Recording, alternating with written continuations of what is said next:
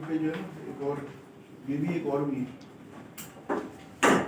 अस्सलाम वालेकुम जनाब, क्या हाल है आप लोगों के? ठीक है, वेबसाइट में स्वागत है ना? वेबसाइट क्या है?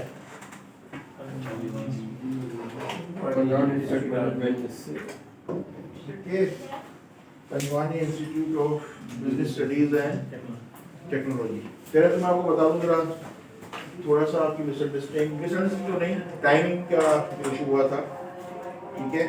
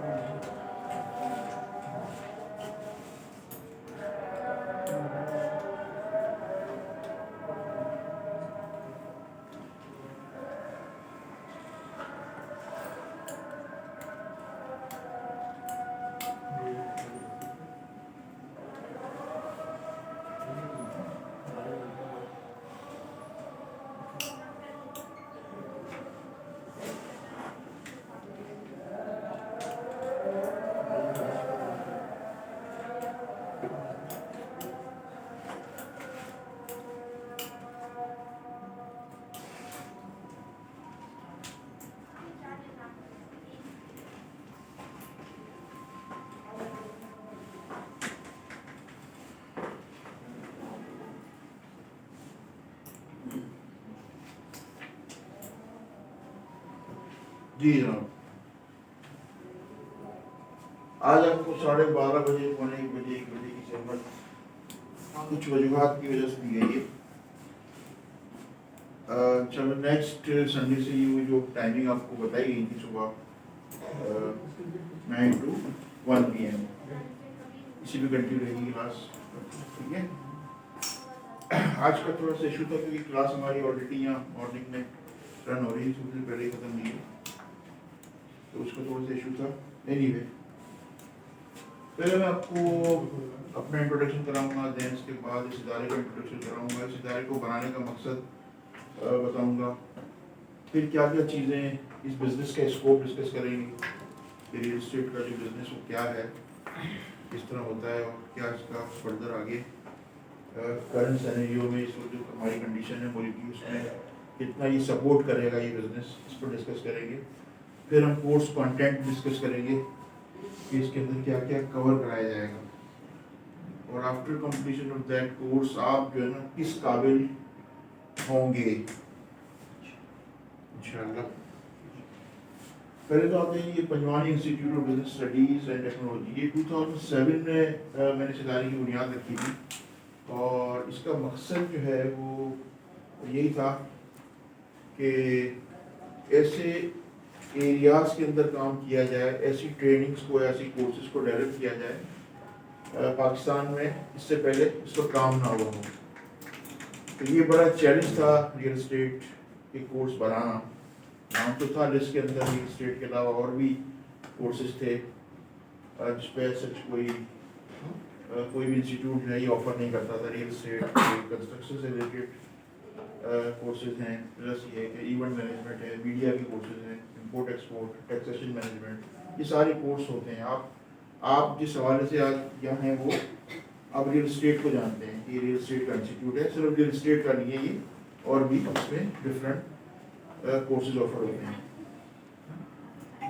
2007 से पहले जो मेरा अपना प्रैक्टिकल लाइफ का जो एक्सपोजर रहा, मैंने जितनी बिजनेस की जो किस्में हैं, 3 किस्में हैं बिजनेस को डिवाइड किया जाता है, उन तमाम में मेरा एक्सपीरियंस रहा है। कितने किस्म का कारोबार होता है? 3 क्या क्या? इसमें एक तो हम प्रोडक्ट करते हैं, मैन्युफैक्चरिंग, यस, सेकंड ट्रेडिंग और और सर्विसेज। ठीक है, मैन्युफैक्चरिंग किसी प्रोडक्ट को बनाना, बनी प्रोडक्ट ये मेरे हाथ में कैसे पहुंची? थ्रू ट्रेडिंग, ठीक है, मुख्तलिफ जरियों से। और तीसरा है सर्विसेज, जो हम खिदमात सेल करते हैं, सर्विसेज को सेल करते हैं, इंजीनियर, प्लम्बर, डॉक्टर, ये अपनी सर्विसेज को सेल करते हैं। तो इन तीनों में काम किया, और एकेडमिकली जो है वो मैंने MBA किया मार्केटिंग में, और मास कम्युनिकेशन में मास्टर्स किया। कुछ यूनिवर्सिटीज़ में भी रहा एज ए HOD भी, कैचमेंट यूनिवर्सिटी, खालिद चौधरी। ये मतलब 2007 से पहले की बात है। मैं एजुकेशन पॉइंट ऑफ व्यू से जब मैं इस नतीजे में पहुंचा हूँ कि हमारे यहाँ यूनिवर्सिटी में जो पढ़ाया जा रहा है वो रिलेवेंट टू फील्ड है ही नहीं। जो प्रैक्टिकल हो रहा है उससे उसका कोई ताल्लुक ही नहीं है। बुकिश नॉलेज, आज भी फिलिप कॉटलर को पढ़ाया जा रहा है मार्केटिंग में 20 साल से। अब मार्केटिंग के कॉन्सेप्ट बिल्कुल चेंज हो गए हैं। तो मैंने इस नतीजे में पूछा कि इवन यूनिवर्सिटी में जो बच्चा हमारा निकलता पास आउट होकर वो जॉब ढूंढ रहा होता है, तब तो उसको तजुर्बा ना हो, कोई इंटर्नशिप ना करे, कुछ ऐसा, फिर जाके उसको कोई जॉब मिलती है, वो भी आपको पता है क्या जॉब मिलता है। तो एक एज पर आके बच्चा MBA करने के बाद 2-3 साल वो एक्सपीरियंस लेते हैं, उसको जॉब मिलती है, तब तो उसकी एज जो है वो 30 साल के करीब हो जाती है। फिर शादी और बच्चे और एक लंबा सिलसिला। एक और फिगर अगर मैं आपसे डिस्कस करूं तो मैं थोड़ा सा जो रिसर्च करते हैं उस पर एक फिगर बहुत अलार्मिंग से सामने आया। वो ये था कि एक साल में पूरे पाकिस्तान में अराउंड 13 लाख बच्चे जो है वो मैट्रिक में एनरोल होते हैं। मैट्रिक से इंटर के बाद, इंटर में जो एनरोल होते हैं उसकी तादाद जो है वो 50% से भी कम हो जाती है। 4-5 लाख बच्चा बचता है जो इंटर कर पाता है। और इंटर के बाद तो सूरत हाल और ज़्यादा, हाई स्टडीज़ की और ज़्यादा खराब है कि अराउंड तकरीबन 2% का रेशो है। उसमें BA और ये BCom भी शामिल हैं। तो मैट्रिक को इंटर का जो बच्चा क्विट कर जाता है किसी वजह से, आप रिकॉर्ड कर रहे हैं, रिकॉर्डिंग अलाउ नहीं है, रिकॉर्डिंग अलाउ नहीं है, मोबाइल भी साइलेंट कर दीजिए। रिकॉर्डिंग इसलिए अलाउ नहीं है, ये भी मैं आपसे शेयर कर देता हूँ एक्सपीरियंस, मैं आगे करता कि जिस तरीके से यहाँ डिस्कस होती हैं चीज़ें, बहुत से माफियाज के नाम आएंगे। अगर रियल एस्टेट का काम करने जा रहे हैं तो आप कुछ माफियाज को जरूर नाम सुना होगा, अखबार में पढ़ा होगा, बिल्डर माफिया, लैंड माफिया, कब्जा ग्रुप, सुना है किसी ने? ठीक है, जब क्लास के अंदर डिस्कस होता है तो इसके नाम आते हैं, तो वो नाम आएंगे तो फिर जो है ना वो ये रिकॉर्डिंग जो है ना मसला करेगी। इंट्रोडक्शन में नहीं रहती, जब आप इस पे कर लेते हैं ना तो चीज़ आपकी नहीं रहती। ये नहीं डिलीट भी करते हैं तो भी नहीं रहती, ठीक है ना, फिर भी आ जाती है। तो ये कि ज़रा रिस्क है। मैं इसलिए कह रहा हूँ कि तकरीबन 15 साल 2007 से लेकर 15 साल में 2 साल ये इदारा बंद रहा था और मैं यहाँ से भागा हुआ था। कि उस ज़माने की बात है जब बोरियाँ मिलती थी कराची में। बोरियों का पता होगा क्या मिलता था बोरियों में, क्या मिलता था बोरियों में, ठीक है। तो ये थ्रेड सर है, यहाँ जब डिस्कस होगा तो बीइंग ए टीचर हमारा काम है ऑनेस्टली आपसे जो है वो जेन्युइन शेयर करना नॉलेज, ताकि जो है वो आप अलर्ट रहें मार्केट से। तो इसलिए सॉरी माजरत चाहता हूँ साहब कि ये जो है ना क्या बात हो रही थी, कहाँ चले गए जी। तो ये जो एक मैट्रिक से बच्चा क्विट करता है, इंटर के बाद क्विट करता है, ये ह्यूमन रिसोर्स कहाँ जाता है? इसी माशरे का हिस्सा है, इसी से उसको अर्न करना है। उनके लिए एजुकेशन के मौके ना होने के बराबर होते हैं। यहाँ आती है एक वोकेशनल ट्रेनिंग या सब्जेक्टिव नॉलेज। वोकेशनल ट्रेनिंग का नाम सुना होगा आपने। ये ऐसे कोर्सेज होते हैं जो एक मुख्तसर से अरसे में 3 महीने, 6 महीने, 1 साल सर्टिफिकेट कोर्स, डिप्लोमा कोर्स लोग करके किसी न किसी इंडस्ट्री में एडजस्ट हो जाते हैं। तो ओवरऑल जब मैंने मुख्तलिफ फील्ड्स के अंदर काम किया, FMCG का मुझे बड़ा वास्ट एक्सपीरियंस रहा। उसमें मतलब मैन्युफैक्चरिंग भी देखी और प्लस ये कि ट्रेडिंग का भी स्टाइल था। फिर सर्विसेज तो हमारे जो रियल एस्टेट का बिजनेस है हमारा जल्दी जुड़ती है। हमारे पूरा फैमिली बिजनेस रियल एस्टेट के शोबे से वापस है। बिल्डर्स भी हैं इसमें, कॉन्ट्रैक्टर भी हैं और मार्केटर भी हैं। तो इस नतीजे में पहुंचा कि कोई ऐसा इदारा होना चाहिए जहाँ पर एक तो ये था टारगेट कि ऐसे एरियाज़ के अंदर ट्रेनिंग दी जाए जहाँ इससे पहले पाकिस्तान में काम नहीं हुआ। एक तो ये फोकस था। दूसरा, ऐसी ट्रेनिंग दी जाए कि बच्चा वाकई ही इस काबिल हो जाए। सॉरी, बच्चा कह रहा हूँ मैं, मेरे सामने मेरी से बड़ी बड़ी बच्चे मौजूद हैं, लेकिन कुछ ठीक है, तालिम। तो ये है कि वो इस काबिल हो जाए कि किसी न किसी इंडस्ट्री के अंदर वो एडजस्ट हो जाए और प्रैक्टिकल नॉलेज हो, बुकिश नॉलेज ना हो। इस कोर्स में भी आप देखेंगे रियल एस्टेट में शायद 5 to 10% आपको कुछ कॉन्सेप्ट मिलेंगे मार्केटिंग के, वो बुकिश नॉलेज होगी, मगर 90% 95% प्रैक्टिकल चीज़ें जो ऑन ग्राउंड रन कर रही होंगी। जब आप ये बिजनेस में आएंगे या ऑलरेडी कर भी रहे हैं तो आपको उसके बारे में बताया जाएगा। सबसे पहला कोर्स रियल एस्टेट। अब टास्क तो ले लिया रियल एस्टेट पे कोर्स करने का, मटेरियल कहाँ से मिलेगा? 2007 में कोई था ही नहीं यहाँ पर सिवाय कानून की चंद किताबों के, transfer of property act, succession act, registration act. ये जो एक्ट है जो 1800 और 1700 के बने हुए हैं, उनकी तो बुक्स अवेलेबल थी, मगर प्रैक्टिकली एक रियल एस्टेट के हवाले से कोई ऐसा स्टफ, कोई ऐसा मटेरियल जो है वो मार्केट में अवेलेबल नहीं था। वहाँ आ जाइए, वहाँ भी खाली थी। तो अब ऐसे एनवायरनमेंट में क्या किया जाए, कैसे कोर्स बनाया जाए? भाई कोर्स बनाने के लिए तो आज भी अगर नेट के ऊपर आप चले जाएं बहुत सारी चीज़ें निकल आएंगी, मगर क्योंकि ये हमें यहाँ कराची में पढ़ाना था, पाकिस्तान में पढ़ाना था, तो पाकिस्तान से रिलेटेड स्टफ जो है वो नेट के ऊपर नहीं था।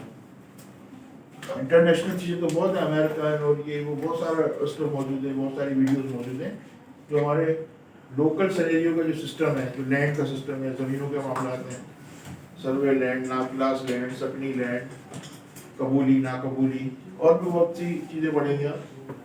तो उसका कोई जो है ना वो इस तरह का कोई स्टफ नहीं था। अब क्या किया जाए? एक वाकया हुआ था छोटा सा। मैंने जो डेमो में आए थे उनको मैंने सुनाया था, तो मैं आपसे भी जो कुछ बहुत से नए लोग हैं आज जरा डेमो के लास्ट में ब्रीफिंग है, ठीक है, इंट्रोडक्शन करेंगे, ठीक है, कुछ चीज़ें लर्न भी करेंगे। एक वाकया जो हुआ उसने बहुत ज़्यादा मोटिवेट किया कि इस पर कोर्सेज बनाने का या अवेयरनेस को फैलाने का।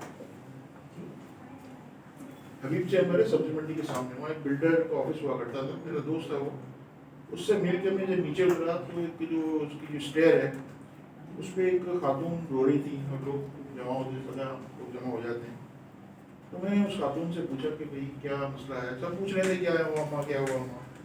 तो उन्होंने बताया कि मेरे शौहर ने जो है प्लॉट बुक कराया था, उनका इंतकाल हो गया, ये फाइल पड़ी हुई थी, मुझे उन्होंने कहा था मैंने पूरे पैसे कह दिए, बेटी की शादी हो तो ये प्लॉट बेच देना। तो मैं यहाँ आई हूँ तो पता चला कि उन्होंने मेरा प्लॉट कैंसिल कर दिया। क्या करूँ मैं? 2-4 महीने बाद शादी थी बच्ची। तो फाइल मैंने उसे देखी, पूरा फुल एंड फाइनल पेमेंट लिखी हुई जिसके ऊपर बिल्डर की स्टैम्प भी लगी हुई थी, सिग्नेचर भी थे। मैं अम्मा को ऊपर लेकर चला गया, उसी बिल्डर के पास जो मेरा दोस्त था, उनको बाहर बिठाया, अंदर गया, बताया कि मैंने कहा ये फाइल तुम्हारी है? बोला हाँ मेरी है। बोले फ्रॉड कैंसिल कर दिया? बोला हाँ। मैंने क्यों कैंसिल किया? ये तो पूरी पेमेंट की हुई है, क्या वजह है? तेरे को तो पता है क्या होता है, तेरे को तो मतलब कोई मेमोरी स्टाइल, तेरे को तो पता है क्या होता है। अब तो 15 लाख का हो गया, तो 5 का बेचा हुआ था। ये इसके मुंह से निकल गया। ठीक है, मैंने कहा कि 15 लाख रुपए तुझे आज ही इसको पेमेंट करना पड़ेगा। तो वही क्या हुआ, कौन है तुम्हारी? वो है जानने वाली है। मैंने कहा नहीं जानने वाली कुछ भी नहीं है, मगर ये काम अगर फुल एंड फाइनल पेमेंट हो गई है फिर तो तुम्हारा को राइट ही नहीं कैंसिल करना है। बोला स्टाफ ने कैंसिल कर दिया होगा। मैंने कहा जो भी है ये पेमेंट जो है ना आज ही होनी चाहिए। बोलता अगर नहीं करूँ तो? मैंने कहा फिर तुम जानते हो कहीं भी मुंह दिखाने के काबिल नहीं रहोगे कम्युनिटी में। हमारी कम्युनिटी का ही बंदा था बहरहाल थ्रेट। और उसके बाद जो है ना वो मैंने उसी को 15 लाख रुपए का चेक बनवाया और समाप्त करवा ही दिया। मैं इस नतीजे पे पहुंचा कि अब अम्मा से पूछता वो क्या बोलती, बोलता है अवेयरनेस आम लोगों को तो पता ही नहीं है क्या है ये। अब भी जो तकरीबन 15 सालों से हम करा रहे हैं कोर्स, तो लोगों में अवेयरनेस आई है बहुत सारी चीज़ों। कुछ हमारे चैनल्स के ऊपर भी प्रोग्राम्स हैं। आमतौर पर आज भी लोग नहीं जानते क्या मामला थे ज़मीनों। बहरहाल वो एक वाकया हुआ था, वो बैकग्राउंड में चल रहा था कि यार मैं कुछ करूँ सोसाइटी के लिए। नए नए पास आउट हुए थे तो जर्नलिज्म सहाफत का शौक था, अखबार में भी आर्टिकल लिखना शुरू किए पहले शुरू में।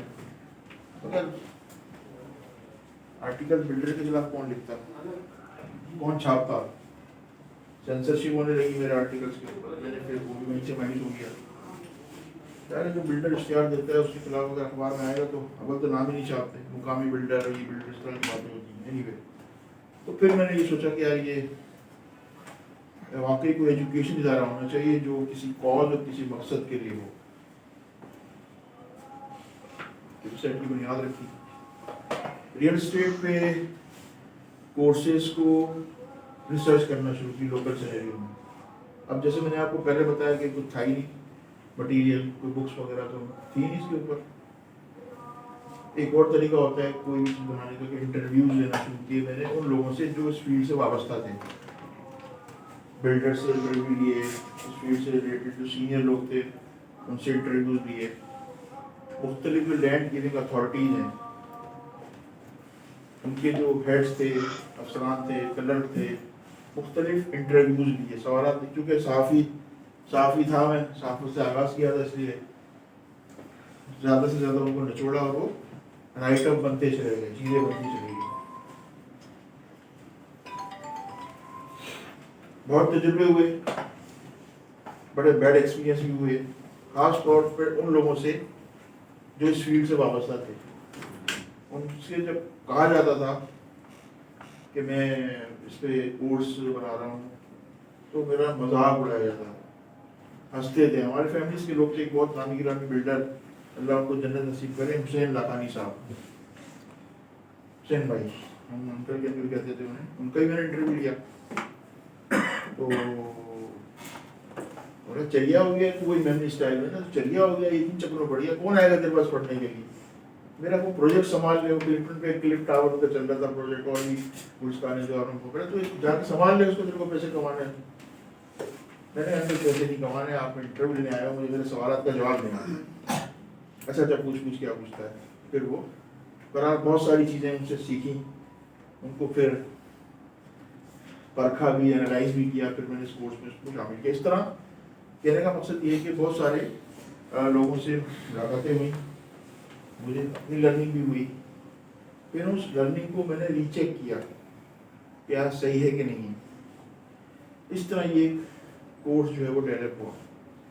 2007 में जब मैंने इसका पहला कोर्स का इश्तिहार दिया,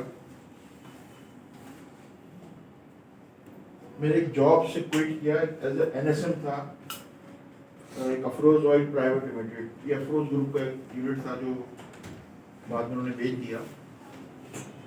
वहाँ से क्विट किया और फिर वेबसाइट की बुनियाद रखी 2007 में। यही था कि कुछ करना है, अपने लिए नहीं, दूसरों के लिए।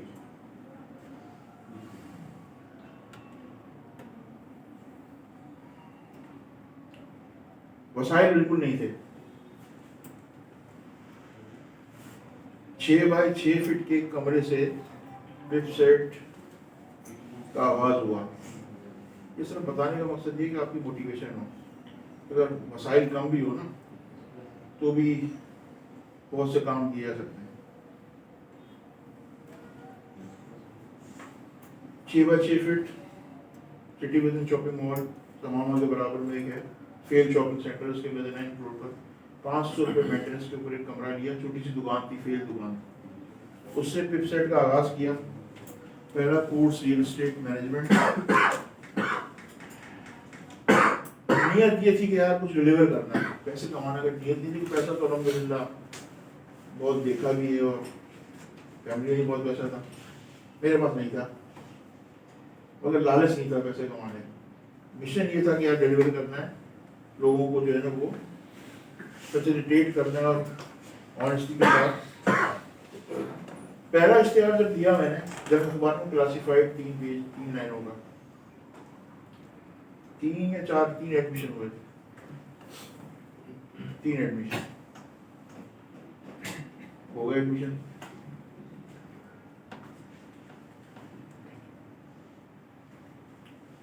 क्लास शुरू हुई। अब जो मेरा पार्ट था, अब देखें असल में देखिए बात है तो आपकी, अगर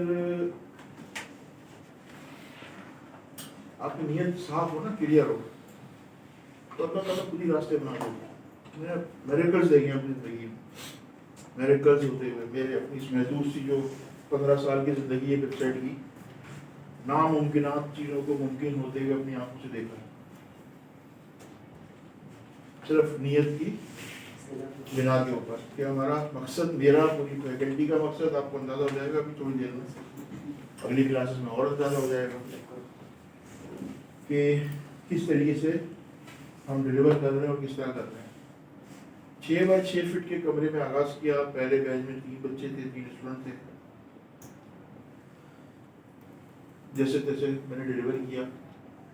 मुझे कोई टीचिंग का, ट्रेनिंग का एक्सपीरियंस नहीं था। 2007 में पहली क्लास लेता था, मेरी टांगें कांपती थी, घबराता था यार कुछ उल्टा सीधा ना मुझे निकल जाए। जैसे तैसे वो कोर्स कंप्लीट हुआ। दूसरे बैच में 7 एडमिशन हो गए। अब जरूरत हुई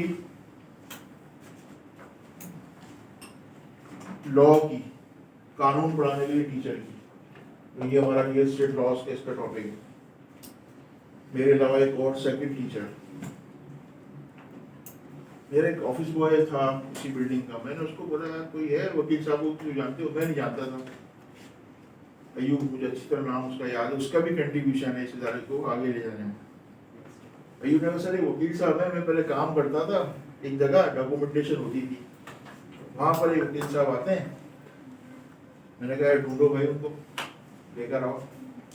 तो मुसलसल 3 से 4 दिन तक उनको ढूंढता रहा वकील साहब। चौथे या 5वें दिन जो है वो वकील साहब मिल गए, वो पकड़ के ले आए मेरे पास। वकील साहब ने जब ये सुना कि रियल एस्टेट पे कोर्स, तो सोच में पड़ गए। मैंने कहा वकील साहब क्या पढ़ाएंगे आप? ये सब्जेक्ट पढ़ा सकते हैं, ज़्यादा डॉक्यूमेंटेशन का काम है।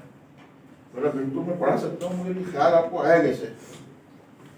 मैंने कहा बस बोले तो आप बड़ा ज़बरदस्त मिशन लेके चल रहे हैं। मैं बता रहा हूँ टीम का हिस्सा ना, किस तरह मतलब लोग जो है वो साथ चलते चले गए। मैंने कहा सर बस नियत की है कि लोगों को सही डायरेक्शन दिखानी है। जो इस फील्ड के अंदर चीटिंग, धोखा, फ्रॉड होते हैं, उनसे लोगों को बचाना है। और ठीक है बताइए क्या क्या पढ़ाना होगा। मैंने कोर्स कंटेंट तो बनाए हुए थे, मैंने उनको सामने रखे। मैंने कहा सर ये है। देखा उन्होंने, बोला हाँ ये तो मेरे दाएं हाथ का काम है, पढ़ा लूंगा मैं। मैंने वकील साहब से कहा कि सर फीस क्या लेंगे पढ़ाने की? तो उन्होंने पहले तो वो 4 बाय 6 बाय 6 फीट का कमरा देखा। बोले ये इंस्टीट्यूट है और भी ब्रांच है? मैंने कहा यही है। ये जिस दिन क्लास होती है ये कमरा, टेबल कुर्सी बाहर हो जाती है, कॉरिडोर बनता है ना शॉपिंग सेंटर का, यहाँ 6 कुर्सियाँ लग जाती हैं, कुछ कॉरिडोर पे आगे कुर्सियाँ निकाल लेता हूँ, जैसे इसका कॉरिडोर है, यहाँ क्लास होगी। बोला ठीक है, मैं आ जाऊँगा, किस दिन क्लास है, इस दिन क्लास है, ये टाइम। मैंने कहा वकील साहब फीस तो बताइए, पैसे कितने लेंगे आप?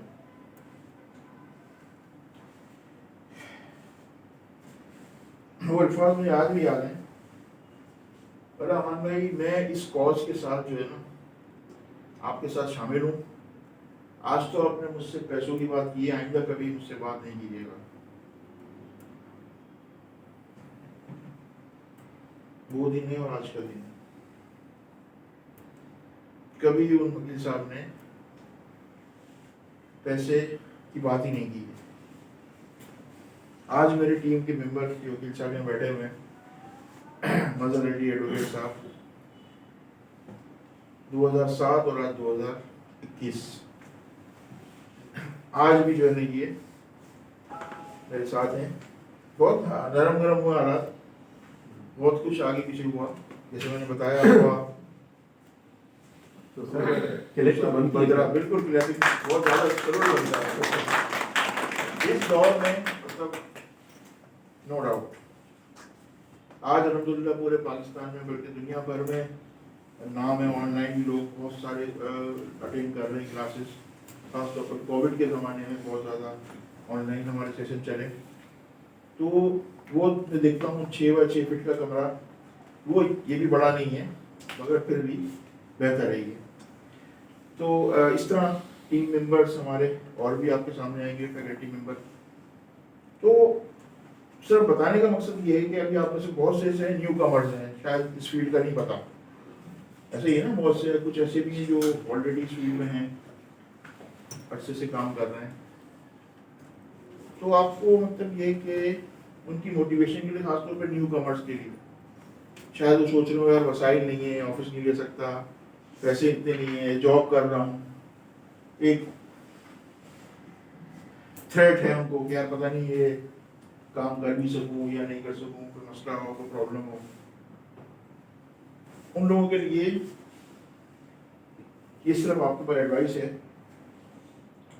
कि बस एक अपनी सिम जो है ना वो तय कर लें। ये जो पेशा है, ये किसी को घर देना, किसी को घर प्रोवाइड करना, शेल्टर देना, ये बहुत बहुत जो है वो नोबल कॉज है। ये वो जिंदगी भर की जमा पूंजी जो है ना, वो एक एजेंट के पास आकर, ब्रोकर के पास आकर बोलते हैं मुझे को घर दिला दो, कोई फ्लैट दिला दो, और वो ब्रोकर या वो एजेंट जो है वो इतना इक्विप नहीं है, उसको नॉलेज नहीं है। ये देखते हैं इस फील्ड में झूठ बहुत है, फ्रॉड बहुत है, धोखा है, चीटिंग क्यों है? लोग ये समझते हैं चीटर है, ये बेईमान है। अरे बेईमान नहीं है भाई, बेसिकली उसको नॉलेज नहीं है। अगर उसको फील्ड की नॉलेज हो तो कोई भी मुसलमान बेईमानी नहीं करता यार, मैं तो ये समझता हूँ।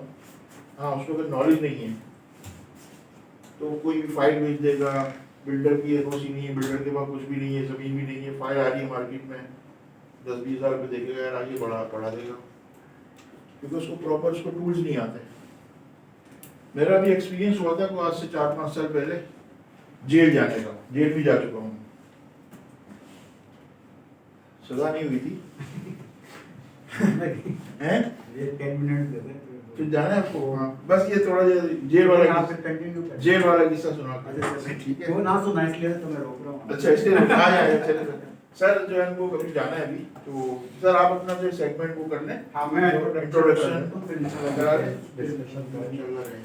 इतना टाइम 2007 जी और समझ में नहीं आया कि ये वक्त गुजरा कैसे, लेकिन थोड़ा सा इत्मीनान कुछ इस तरह से है कि इसमें हमने अपनी लाइफ में कुछ कोई प्रोडक्टिव काम किया, और भी कुछ किए होंगे छोटे मोटे, लेकिन अमान भाई के साथ जो ये मिशन पे काम किया है, काज समझ के इसको किया हम लोगों ने।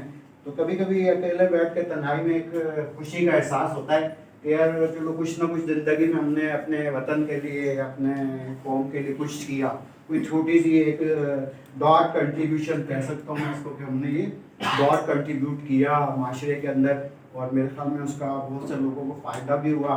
और 2007 के स्टूडेंट्स भी मिलते हैं, फ़ोन करते हैं, तो सर वो मैंने 2007 में, हालांकि वो याद भी नहीं होता, इतने सारे स्टूडेंट सैकड़ों के हज़ारों हो गए स्टूडेंट। तो अमन भाई ने कहा कि ये मसला ये है कि ये रियल एस्टेट से रिगार्डिंग तो इंफॉर्मेशन जो है प्लॉटिंग और मार्केटिंग ये तो कोई इशू नहीं है, लेकिन लीगल जो सिनेरियो है दैट थिंग आई थिंक ये आंख है आपकी लॉ जो है लीगल जो इसका पार्ट है, डॉक्यूमेंट्स को अंडरस्टैंड करना, देखना, देखकर समझ जाना, कोई खामी है कोई कमी है, ये बेसिकली एक बड़ा स्ट्रेंथ है आपके नॉलेज की, जिसमें आपको हम वैसे जैसे मिसाल देते हैं, अभी हम लोग कह रहे थे कि बेईमानी और ये सारी चीज़ें ये फैक्ट नहीं है, इसको मैं समझता हूँ कि सिर्फ इस वजह से ही होता है कि वो उसको नॉलेज नहीं है। जैसे मैंने एक मिसाल दी थी वो वसीम साहब जो फेडरल बीए वाले माशाल्लाह तबलीग में है, और मैं ज़ाती तौर पर कहता हूँ वो ईमानदार आदमी वो कर ही नहीं सकते बेईमानी। लेकिन एक दिन उनकी शॉप पे हम लोग बैठे थे तो 2 बाइक वाले यूँ गए फिर वापस यूँ गए, तो मुझे मजाक में कहने लगे मतलब भाई यार ये 2 मोटरसाइकिल वाले गए थे, मैंने कहा हाँ, कहीं फिर यूँ वापस गए, तो बोले ये पीछे वाले मोटरसाइकिल आगे वाला जो था ना पीछे वाले को कुछ कह रहा था, मुझे तो नहीं आवाज़ तो सुनाई नहीं रही, तो कहता इशारा करके मेरी तरफ कहता है मौलाना साहब से बचना। ये बेचारों ने इतनी मिस लीडिंग हुई, एक सौदा कराया उन्होंने 70 लाख का, 30 लाख रुपए दिलवा दिए, लेकिन बाद में पता चला कि जिसको जो डॉक्यूमेंट थे वो मॉर्गेज थे, जिसको आरटी ने बेचने थे उसने डॉक्यूमेंट की कॉपी तो दिखा दी लेकिन असल डॉक्यूमेंट किसी के पास मॉर्गेज कर दी थे उन्होंने। कहने लगे मैं तो यार इतना मुश्किल में फंस गया कि पूरे मोहल्ले में मेरी नामी गिरामी कहानी हो गई कि मौलाना साहब ने जो है ना। तो ये सर नॉलेज अगर आपके पास होगा ना तो आप देख के समझ जाएंगे, और एक अगर आपके पास इंडेक्स होगा कि मुझे अपनी लीगली मुझे किसका एनालाइज करना चाहिए, तो वो आप उसके सीक्वेंस में आप चेक कर लेंगे तो आपके लिए ईजी होगा कि आपको प्रॉब्लम नहीं आएगा बिजनेस के अंदर। तो लॉ आई थिंक जो रियल एस्टेट लॉज हैं आपके वो हमारे मेरे में डाले हुए हैं, ठीक है, तो उसके कोर्स वगैरह बनाते हैं शुरू से, तो वही इसमें हम जब स्टडी करेंगे वो डॉक्यूमेंटेशन में आपका पहला इशू जो आता है वो कॉन्ट्रैक्ट होता है। 2 पार्टीज़ को आप कन्वेन करते हैं, उसके बाद जो उसका बिठाते हैं और एक मुआहदा करा देते हैं। असल तो वही होता है ना, ये अदालतें जो भरी हुई हैं, जस्टिस मुशीर आलम जब चीफ जस्टिस थे तो उनसे किसी ने कहा कि सर ये अदालत तो कहने लगे कि अगर लोग मुआहदा सही करें ना, कॉन्ट्रैक्ट सही करें तो ये आधे से ज़्यादा केसेस ख़त्म हो जाएंगे सिविल साइड के। बेसिकली वहीं से मिस्टेक होती है कॉन्ट्रैक्ट से, जिसको आप सेल एग्रीमेंट कहते हैं। तो हम जब स्टडी करेंगे तो पहले स्टार्ट करेंगे मुआहदा क्या होता है रियल एस्टेट रिगार्डिंग प्रॉपर्टी से, जिन्हें कॉन्ट्रैक्ट तक पढ़ेंगे।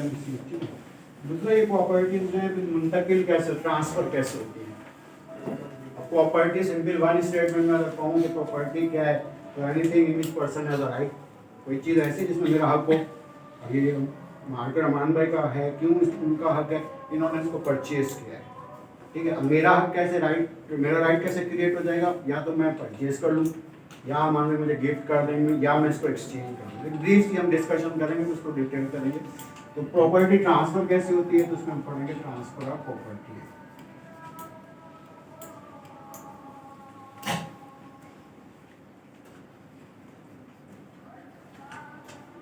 ट्रांसफर ऑफ प्रॉपर्टी एक्सेस मेरा जो लीगल असाइनमेंट है that is from one alive, transfer of property from one alive person to another alive, जिंदा इंसानों के दरमियान। लेकिन अगर मरहूम की प्रॉपर्टी होगी, विरासत में अगर आई होगी, किसी वालिद की होगी, दादा की, तो विरासत के अंदर जो प्रॉपर्टी है उसका लॉ हम पढ़ेंगे सक्सेशन या विरासत का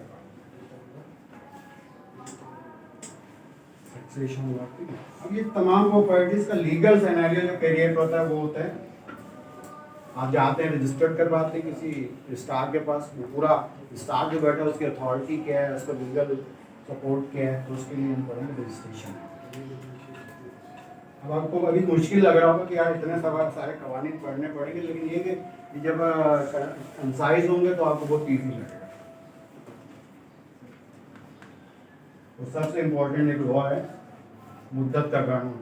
कहते हैं कि लीगली कोई काम कितने वक्त में आप कर सकते हैं, उसके बाद ना अदालत आपको हेल्प आउट करेगी ना लीगल कोई ऐसा इन्वायरमेंट है जो सपोर्ट करेगा, तो वो हम पढ़ेंगे लिमिटेशन। ये छोटे से टॉपिक्स हम जब उनको कंबाइन करेंगे तो एक रियल एस्टेट का जो लीगल सेंस है वो आपका कंपाइल हो जाएगा और आप बेहतर तरीके से कोई फाइल जो सामने आपके रखी हुई है तो मेहनत करने से पहले आप अंदाजा लगा लेंगे कि इसका लीगल स्टेटस क्या है। फर्स्ट मुझे पता तो चले ना लीगल स्टेटस क्या है, देन जो है उसको फिर प्रोसीड किया जाए।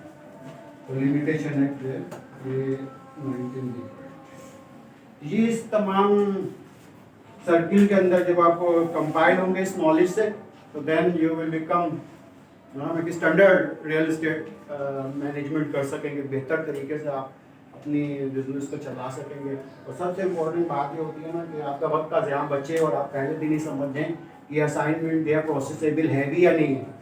फाइल तो रखी होती है, कॉमन तो हमने देखा ना होता यही है, एक शख्स ने कहा यार डुप्लीकेट दे जाता है, वो कॉपीज रखी होती हैं, आप उस पर वर्किंग करते रहते हैं, बट एट द एंड पता चलता है कि प्रॉपर्टी जो है टाइटल जो है वो लीगल नहीं है।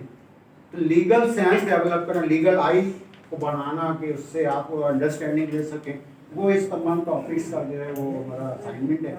इंशाल्लाह जो है जब हम पढ़ेंगे तो आप बेहतर समझेंगे कि एज कम्पेरेटिव जो लोग वर्किंग कर रहे हैं कि उससे बेहतर तरीके से हम बहुत अच्छे तरीके से काम कर सकते हैं। और सबसे बड़ा मसला ये है कि आप इसका पार्टी के लिए काम कर रहे हैं, उसके राइट के कस्टोडियन हैं आप, उनके 30 लाख तो दिला दिए ना, गलती से गलती हो गई लेकिन लॉस किसी और का हो गया, मेरी वजह से हो गया, उस बंदे की वजह से, लेकिन मेरा नॉलेज उनके पास नॉलेज होता तो ये ऐसा गलती ना करते। तो पहले ही समझ जाते कि पहले पूछो तो सही कि मॉर्गेज तो नहीं है या उस पर कोई स्टैंड तो नहीं लगी हुई, कोई डॉक्यूमेंट तो नहीं है। ये सारा सिनेरियो जब हम स्टडी करेंगे इंशाल्लाह हम एक लीगल आई डेवलप कर सकेंगे। ठीक है मैम, एक शॉर्ट सा इंट्रोडक्शन और फिर डिटेल क्लास नेक्स्ट।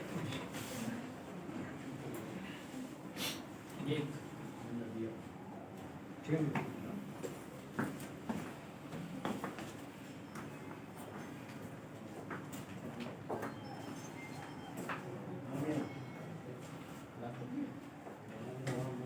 जी,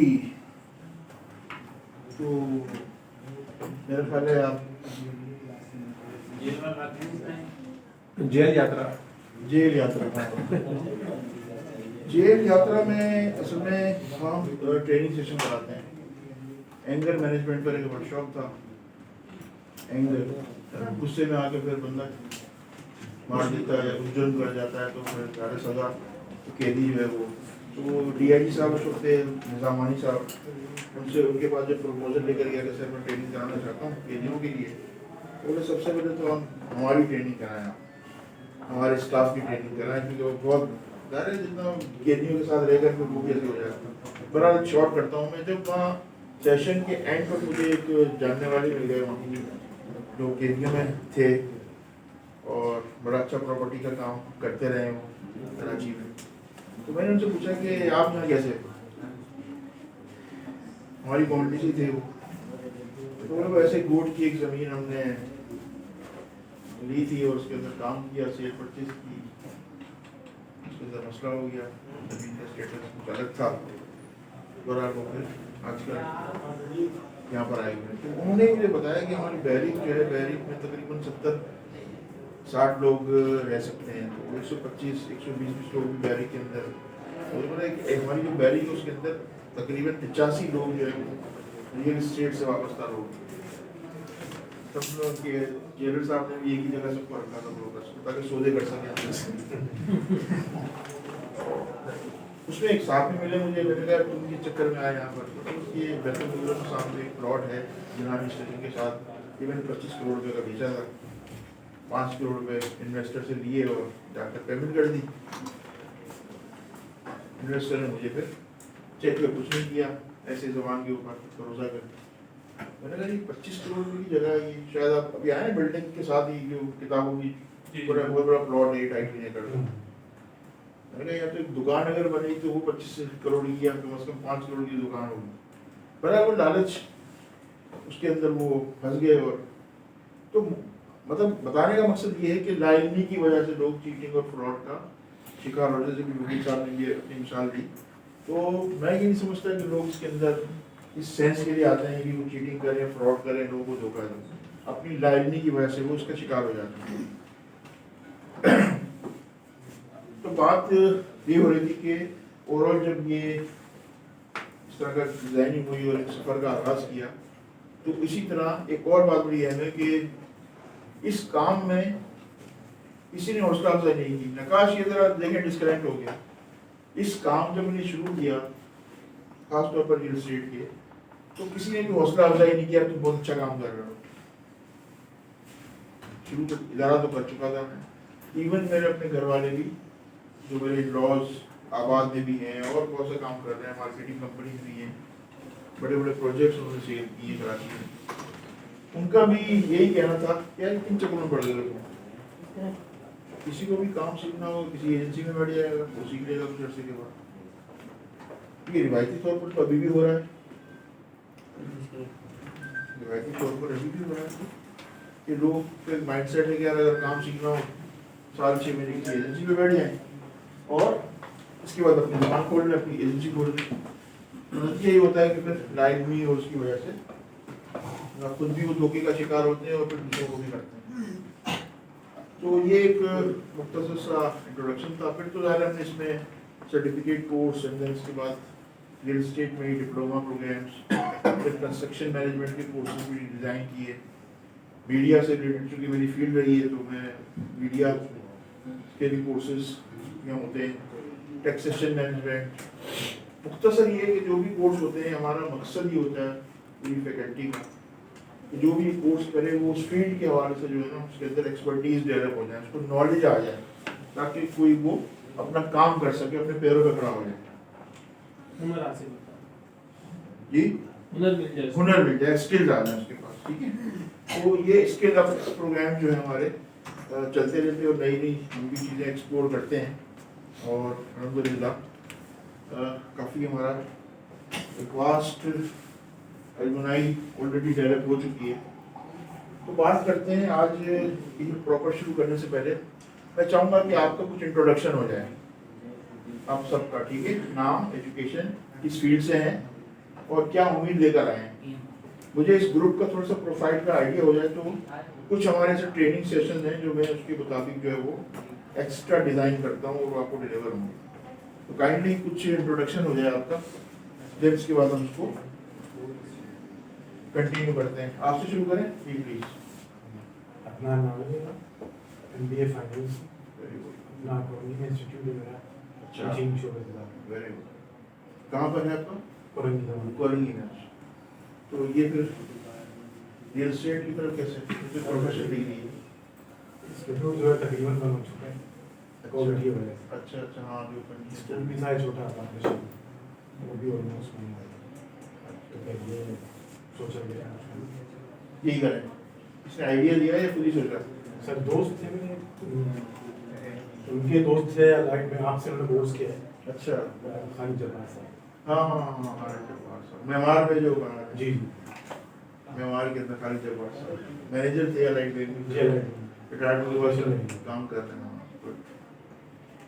सही है। वो जब आए तो बड़े परेशान थे, बड़ा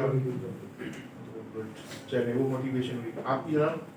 तो मेरा नाम मोहम्मद खालिद जबेरी है, मैंने बीकॉम किया है और प्राइवेट ऑर्गेनाइजेशन में जॉब। एम ये है कि फील्ड में मुझे आने क्यों आना है, कोई वजह? एक माइंड बना है कि इस फील्ड में ही मुझे अपना फ्यूचर बनाना है। वजह तो होगी ना, मोटिवेशन की कोई भी ना कोई वजह होती है ना। मोटिवेशन ये है कि मैं उनसे सुनने दें ना।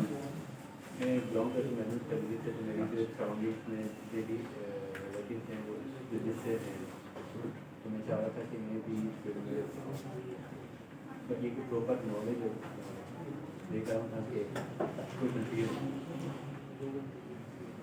ठीक है, मेहमानों के लिए पैसा तो मसला ही नहीं है, ऐसा ही है ना। वो आप कहते हैं हर चीज़ ही पैसा नहीं होती है। अभी करेंगे शोभा जी सर। मेरा नाम अतीक है, ठीक है। मेरी क्वालिफिकेशन जो है वो MBA है क्या, अच्छा और मैं कुछ मल्टीनेशनल साइड में काम करता रहा हूँ, वहाँ से मैं खुद कर गया हूँ जल्दी। और अब रियल एस्टेट में मैं एंटर हुआ हूँ। अच्छा वो है इंफ्लेशन। जी, मतलब 2 साल हो गए मुझे। अच्छा 2018 से मैंने स्टार्ट किया। अच्छा गुड। तो क्यों फिर महसूस हुआ आपको कि पढ़ना चाहिए? अब ये महसूस इस तरह से हुआ कि मैं काम तो कर रहा हूँ, मेरा एंटर हो गया फील्ड में, फिर वो आपके एक स्टूडेंट हैं, अरे उनसे मोटिवेशन मिली कि मोहम्मद अनमोल। हाँ, उस्मान बिल्डर है मेरे जी, ये स्कूटर टाउन में होते जी, हैं। जी। अच्छा, तीसरा हाँ आप हैं। जी, मैं थी। हाँ, उनका सिफारिशी फोन आया था आपके लिए। तो वही है कि वो उनसे मुलाकात हुई, और मुलाकात होने के बाद मैं प्रदर्शन हुई कि भाई कहते हैं मतलब इसमें एक नॉलेज पर गेन करने जब इस फील्ड में काम कर रहा है। वेरी गुड, बड़ी अच्छा अभी अंदाजा हुआ कि देखिए इस प्रोफाइल के लोग जब इस फील्ड के अंदर आएंगे तो डेफिनेटली चेंज आएगा। MBA finance, HR masters HR, मतलब इस अब अभी और भी मुझे हीरे नजर आ रहे हैं इसमें। तो देखिए ऐसे ऐसे ह्यूमन रिसोर्स चाहिए इस फील्ड को, जब चेंज आएगा।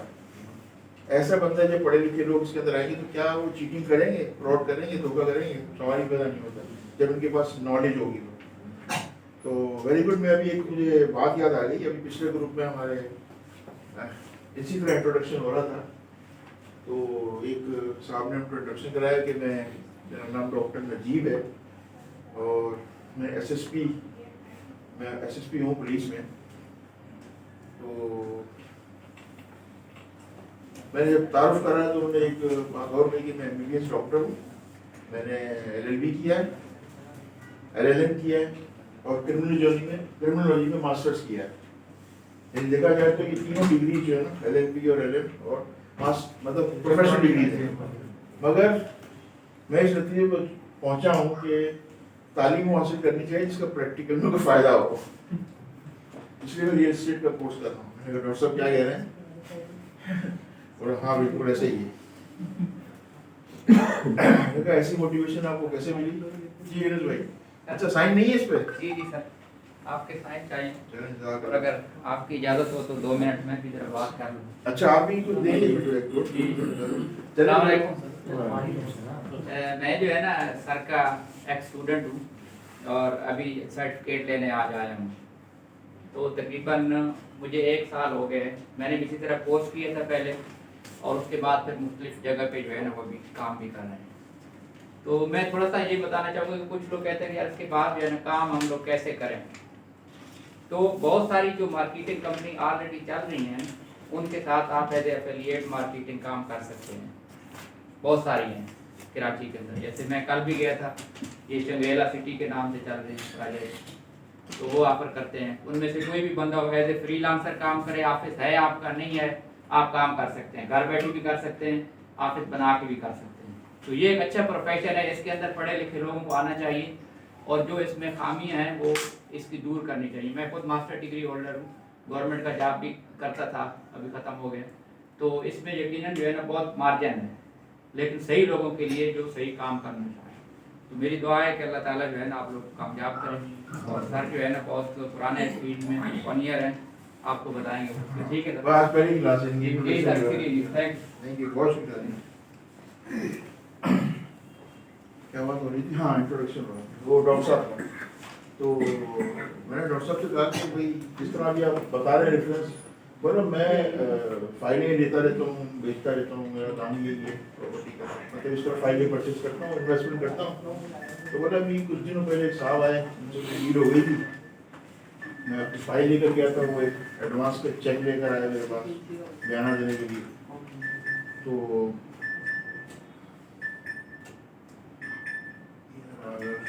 साइलेंट कर दो तो ज़्यादा बेहतर है, तो माइंड डाइवर्ट हो जाता है। क्या कह रहा था ना, डॉक्टर साहब है। हाँ, बोले एक साहब आए, वो फाइल उन्होंने मुझसे मांगी, फाइल मैंने उनको दी, रखी उनके सामने अपने SSP ऑफिस में ही, वो बड़ा मैंने उनको बुला लिया था। और से फाइल देखी उसने, मतलब ये कागज़ कलम दिया और बोले 3 डॉक्यूमेंट इसके अंदर ये नहीं है, ये आप मुझे अरेंज कर दें तो मैं आपका सौदा डील करने के लिए रेडी हूँ। बोला मैंने बहुत सी प्रॉपर्टीज बेची हैं, कभी किसी ने इस तरह की बात नहीं की। मैंने कहा ये तुम कैसे पता है कि इसके अंदर ये फाइल नहीं है? बोला देखिए इसका फाइल ये होनी चाहिए, इसका ये डॉक्यूमेंट होना चाहिए, ये सपोर्टिंग डॉक्यूमेंट होना चाहिए।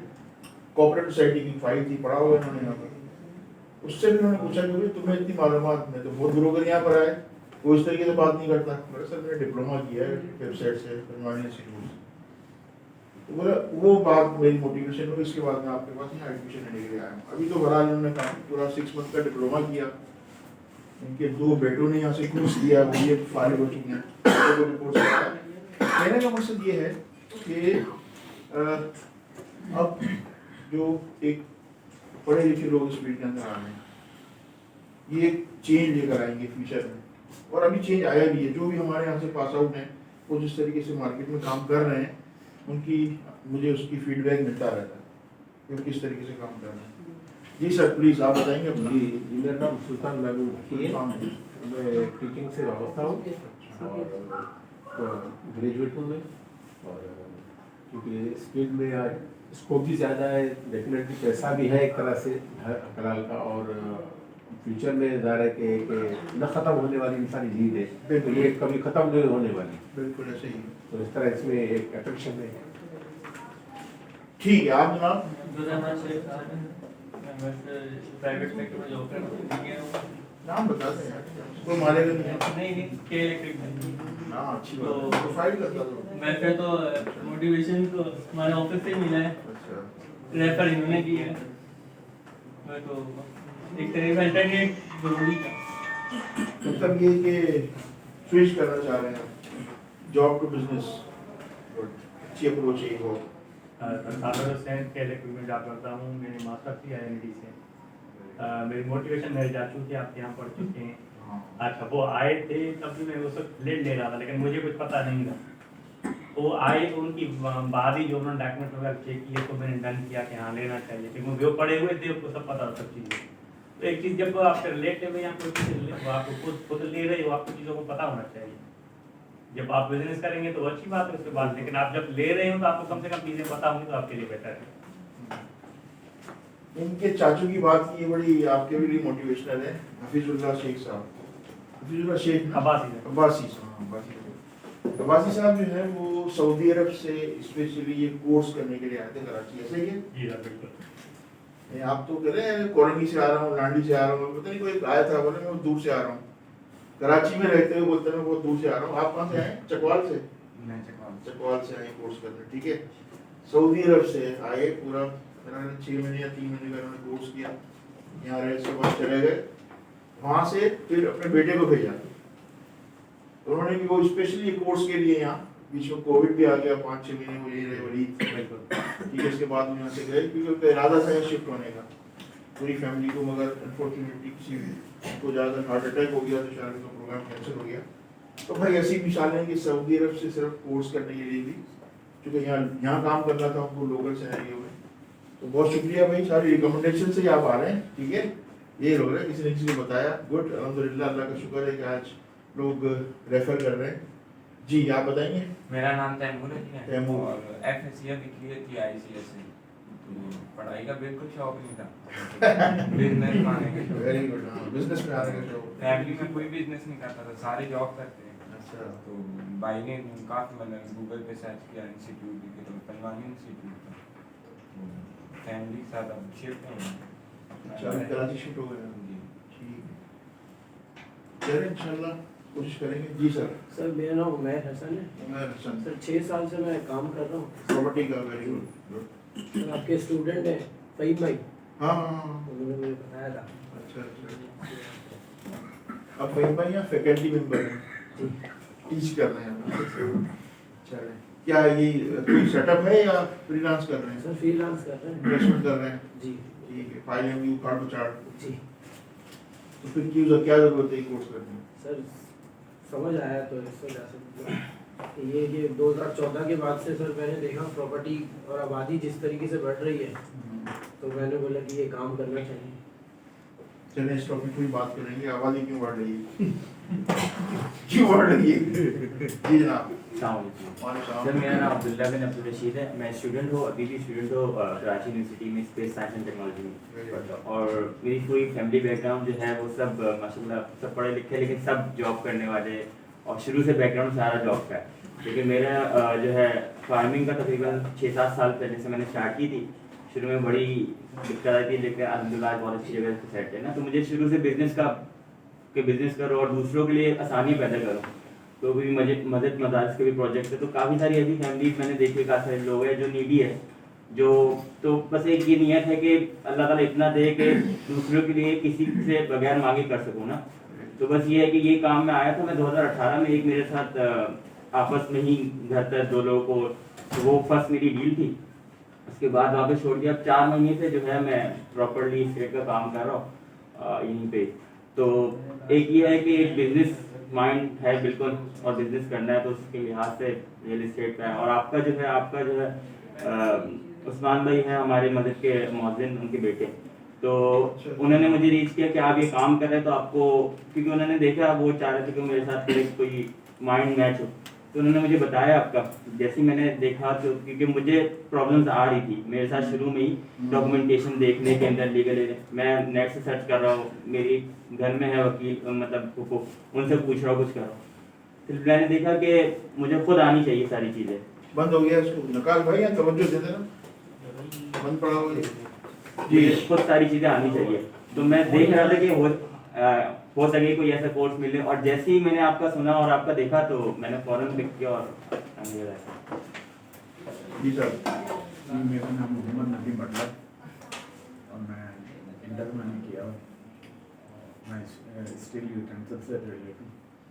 तो इस फील्ड में स्कोप ज़्यादा है और यही सोच कर रहा है इंशाल्लाह। जी सर। नाम अमीन कालानी है और लास्ट शॉप कर रहा था, निम्को शॉप थी। अच्छा। और उसमें किसी को किराए पे दिला दिया, कुछ घर करते थे। तो अभी रिसेंटली 4 महीने से 3 दोस्तों ने मिलकर एक ऑफिस खोली, तो उसमें पता चली कि काफ़ी इसकी टेंटिस में इश्यूज है। तो करीम सोमानी, हाँ करीम साहब भी सुबह की क्लास में होते हैं। तो उससे बात हो रही थी, तो बोला मैं क्लासेस ले रहा हूँ। तो बोला अच्छा होती है, तो मैंने बोला मुझे बता, तो उसने बताया और मैं अच्छा, ये अच्छी बात है कि आप बिजनेस कर रहे हैं, तो अपने आप को इक्विप करना। और स्कीम 33 में तो बहुत से मसले हैं। हाँ, जहाँ पे रखो वहाँ बहुत कुछ है, सब खुलेगी यहाँ पर, जब तो इन्होंने रिकॉर्डिंग बंद कराई है। रिकॉर्डिंग चल रही होती तो मैं बोल नहीं सकता है ना। प्लीज, में अली नवाज साहब आए थे ऑफिस में, पहला एक्सपीरियंस मेरा ये हुआ था। हाँ प्लीज जरा बताएं। तो अच्छा है, तो बातें होंगी सर। ये माफिया के हवाले से कि माफिया में सिर्फ माफिया का नहीं, ये डिपार्टमेंट भी इन्वॉल्व होता है। तो जिस बिल्डिंग पे हम लोग बैठे हुए थे ना, 15 साल पुराना प्रोजेक्ट चल रहा था, उसको वापस रीस्टार्ट किया और उसको थ्रेड आई थी और हर किस्म की बॉडी भी आई थी, गोली भी आई थी उसके घर पे। तो उसके बराबर वाला प्लॉट लाइन से तोड़ रहे थे, तो फिर उस पे तोड़ रहा, हम लोग ने ऑफिस का फर्नीचर ला के रखा ही था, आधी ट्रक में उठा के ले गए। अच्छा, अली नवाज वाले मुख्तियार की चार समझे। फिर बिल्डर को हमने बोला, तो बिल्डर वो तो बोल रहे उनसे पैसे लिए, लेकिन उनके जेब से पैसा निकलते कभी नहीं है। हमने बिल्डर ने हमको पैसे दिए, फिर फर्नीचर मंगाया। अच्छा, वो वहीं बैठे।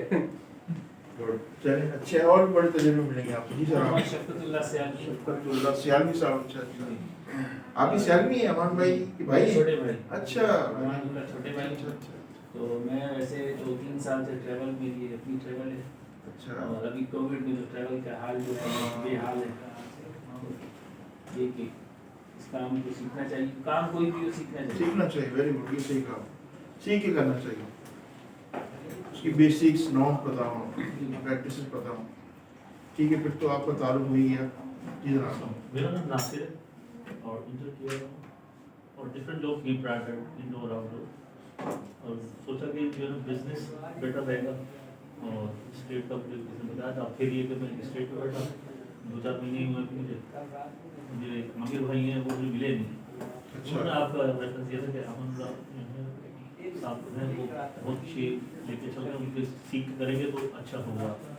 सीख और ये भी दिल्ली ख्वाहिश है कि ईमानदारी से किया जाए और लोगों को जिस तरह से मीडियम बना हुआ है तो वो ख़त्म हो, आहिस्ता से नई जनरेशन लोग जाए। ठीक है इंशाल्लाह। मेरा नाम हमज़ला रियाज है। मेरा नाम हमज़ला रियाज है। अहमदुल्लाह रियाज। हमज़ला रियाज। और मैंने अभी कोविड में एंटर किया, फिनिश। तो उसके बाद फिर फादर का बिजनेस देखता हूँ, और बाकी बाबा ने कहा कि रियल एस्टेट का बिजनेस ज्वाइन करो। तो फिर आपका बाबा का बिजनेस नहीं है ये? बाबा का बिजनेस है ना, है यही। अच्छा, नहीं हमारा दूध का बिजनेस, दूध का डेयरी फार्म है। और सप्लाई भी। तो यार खालिश दूध आता रहेगा ना? जी इंशाल्लाह। तो उसके बाद फिर उन्होंने कहा रियल एस्टेट का बिजनेस भी थोड़ा देखो कि कैसे होता है, क्या भाव करो। तो फिर उनके फ्रेंड है आजम, उन्होंने आपका बताया था। अरे यार उनको रेफरेंस है ये माशाल्लाह। सर अखबार से लग रहा है कोई नहीं है। हाँ ये तो कह रहा हूँ, अखबार में इतने बड़े इश्तेहार लाखों रुपए के देता हूँ। आप अखबार से आए थे, ये आ गया अखबार। बाल का इतना फायदा नहीं है, ज्यादा डिफरेंस ही काम है। अखबार देखता कौन? हाँ सही बात है। सर सोशल मीडिया का जमाना है, सोशल, हाँ वही सोशल मीडिया पे तो करते हैं सर ज़्यादा मार्केटिंग यूट्यूब ना। जी। हाँ न्यूज़पेपर में ज़्यादा। जी आप? सर मोहम्मद ओवैस नाम है, फैमिली बिजनेस कंस्ट्रक्शन से ही रिलेटेड, अभी कराची में भी है, वेल नोन नाम है। बट चीज़ें सीखनी थी इसलिए यहाँ पे बैठे हैं, बेसिक चीज़ें पता चल जाए ताकि दूसरों के बाद ना मालूम हो। सही है, डॉक्यूमेंटेशन के हवाले से। ठीक है। आप? सर अनस नाम है, मोहम्मद अनस नाम है मेरा, मैं मास्टर्स कर रहा हूँ पब्लिक एडमिनिस्ट्रेशन में। इसके साथ साथ यही कि कज़न में हुआ इसका, और हमारा फैमिली बिजनेस यही है शुरू से। अच्छा यही है। वेल नोन बिल्डर्स हैं जो बैकग्राउंड में। नाम ले लेना ताकि उठाने में आसानी हो ना, कुछ मिल जाएगा, पर्ची वर्ची भिजवा देंगे आप। नाम फिर कभी बताएंगे। चल हमारा नाम है, केमिकल इंजीनियर हूँ। Chemical engineer. और हमने एक जगह ली थी जिसमें विरासत का मामला था। वालिदा ने उनको पावर दी हुई थी एक बेटे को, तो जिसने हमें बेच दिया। लेकिन जो पहला बेटा है उनका वोट के आ गया, उसने हमारे ऊपर केस कर दिया कि इन्होंने वालिदा को भी मरवा दिया, ये कर दिया वो कर दिया। चलें वो तो मनगढ़ंत कहानियाँ। लेकिन हमारे से जो गलती हुई, हमने इदारे से एनओसी नहीं ली, इल्म नहीं था और हमने एनओसी नहीं ली, तो इस चक्कर में हम लोग फंस गए उस केस में। तो अगर अब मैंने काम करना है तो इसलिए मैं सीखने आया हूँ। ठीक है, पर्सनल एक्सपीरियंस की बेस के ऊपर आप इस फील्ड में आए। सर शहरियार नाम मेरा, मैंने बीकॉम किया हुआ है कराची यूनिवर्सिटी से, और मेरे भाई का बिजनेस है रियल एस्टेट का, जीएफएस बिल्डर के ऑथराइज डीलर है। GFS builders? जी, डेवलपर्स उनके हम ऑथराइज डीलर हैं। और मेरे भाई के दोस्त हैं अरसलान हैदर, उनसे उनकी मुलाकात हुई, उन्होंने हमको मुझे भेजा कि अपने छोटे भाई को उस काम के लिए भेज दो। मैं दूसरे लोगों के पास जाता हूँ तो रियल एस्टेट का बिज़नेस कोई सिखाता नहीं अच्छे तरीके से। बोले मेरी फील्ड पकड़ लेगा तो मैं पीछे रह जाऊँगा, ये बंदा आगे चला जाएगा। इसके तो बड़ी कहानी है। तो इस वजह से हम, मेरे भाई के पास खुद टाइम नहीं होता, वो दूसरे मतलब फटीके देखता है। हम इसके अलावा जीएफएस के अलावा भी और भी हमारे कंस्ट्रक्शन के काम चलते हैं, तो उस वजह से उन्होंने बोला कि यहाँ भेज दो उसको। ज़बरदस्ती भेजा आपको? नहीं खुद आए सर, हमारे काम करने का कहाँ पर है? कहाँ है ऑफिस क्या आपका? सर हमारे 2 ऑफिस है, मकान इंटरप्राइज, एक मलिर में और एक ये 5A3 में। अच्छा ठीक है, बहुत शुक्रिया। जी जनाब। अफान सही नाम है, और ये कि इस्लामिक बैंकिंग फाइनेंस में मास्टर्स किया हुआ है। लेकिन ये कि इससे पहले सॉफ्टवेयर साइड पे मतलब जो एजुकेशन थी अभी वही कंटिन्यू कर रहा हूँ, सॉफ्टवेयर इंजीनियरिंग। तो यहाँ आने का मकसद ये था कि मैंने काफ़ी जगह इधर उधर भागा के सीखने के लिए, लेकिन कोई सिखाता नहीं है, ठीक है ना। वही एक और मतलब कहानी होती है, ठीक है। कभी परचेज करने जाए भी कुछ समझ में नहीं आता क्या करें, तो मैं कहता करना है तो पढ़ के ही करना कुछ। देखिए बिल्कुल आपने भी जैसे लास्ट दोनों ने एक्सपीरियंस किया कि कोई सिखाता नहीं है, ये बिल्कुल हकीकत है। और हमारी इस फील्ड के अंदर तो कोई भी कितना भी सीनियर इवन रिलेटिव होगा, मेरे पास बड़ी जेन्युइन मिसालें हैं यहाँ पर। एक साहब आए, MBA फाइनेंस थे, नेशनल बैंक में काम करते हैं, बीवी काशिफ नाम है उनका। वो वैसे मेरे मामू एक बहुत नामी गिरामी की प्रॉपर्टी कंसल्ट है वहाँ डिफेंस में, कुछ 6 महीने से मैं जा रहा हूँ। अभी तक जो है अमाउंट जो रिसीव करते हैं ना, रिसीव बनाते हैं, वो भी मुझे सामने नहीं बनाई। और जो है वो जब कोई आता है बयाना तो अंदर जाकर अपने उसके अंदर लिखते हैं, मुझे नहीं बताते। उन्होंने नाम भी बताया, अपने मामू को मैं जानता हूँ। तो मैंने इस तरह बहुत सारी चीज़ें आती हैं कि कोई किसी को नहीं सिखाता। ये भी एक ऑब्जेक्टिव था। मैं कह रहा हूँ मेरा बड़ा मजाक उड़ाया गया जब मैंने ये सोचा कि यार इस तरह का कोई होना चाहिए था, इसी हमारी फील्ड से रिलेटेड लोग। तो बिल्कुल ये हौसला सीखनी होती है। फिर मैंने उस बच्चे को बोला अगर तुमने एडमिशन तो ले लिया है, अभी मामू को नहीं बताना, तुमने एडमिशन लिया नहीं तो तुम बैठने भी नहीं देंगे, भगा देंगे तुम्हें। उसने पूरा कोर्स किया। कोर्स करने के बाद वो कंटिन्यू जाता रहा, 2-3 मामला में उसने इंटरफेयर किया तो वो मामू हैरान हो गए, इसको कैसे पता है, इसको तो हमने कुछ भी नहीं किया। आखिर मामू समझ गए, तो बनवानी साहब के पास तो नहीं गए थे, मसा जोर से बोला जी सर, अगले दिन फायर कर दिया, बोला जॉब नहीं। अब उस बच्चे की जो है ना, उनसे बड़ी एजेंसी उनके सामने है, काशिफ, उससे बड़ा काम कर रहा है। तो बिल्कुल जैसे आपने कहा ना कि ऐसा है हमारी इस फील्ड में, हमारे और हर फील्ड में देखो ना, अंग्रेज जो चीज़ रिसर्च करता है नेट पे, पूरी दुनिया इस्तेमाल हासिल करती है। वो नहीं सोचता कि यार मेरी दुकान बंद हो जाएगी या मेरा कारोबार, हमारे यहाँ तो बस अल्लाह रहम करे। सर 80% लोगों को तो बेसिक खुद नहीं पता जो काम कर रहे हैं। बिल्कुल सही कह रहे हैं आप, इसमें 10% और इजाफा कर दें, 10% 90% ठीक है, उनको पता भी नहीं है। लेकिन बात कैसे पता चलेगा, बच्चे कर रहे हैं, बहुत से लोग दावा करते हैं कि मैं तो जी 30 साल से काम कर रहा हूँ, मुझे क्या ज़रूरत है ये कोर्स करने की है। ऐसे आते हैं हमारे पास कि मैं तो 25-30 साल से काम कर रहा हूँ, मुझे क्या सिखाएंगे आप। फिर उनको 2-3 सवाल पूछता हूँ, बेचारे जवाब नहीं दे सकते। मैंने कहा आप 25-30 साल से कर रहे हैं, आपको ये नहीं पता कि स्पेशल पावर और जनरल पावर में क्या फ़र्क है, लीज और सबलीज में क्या फ़र्क है।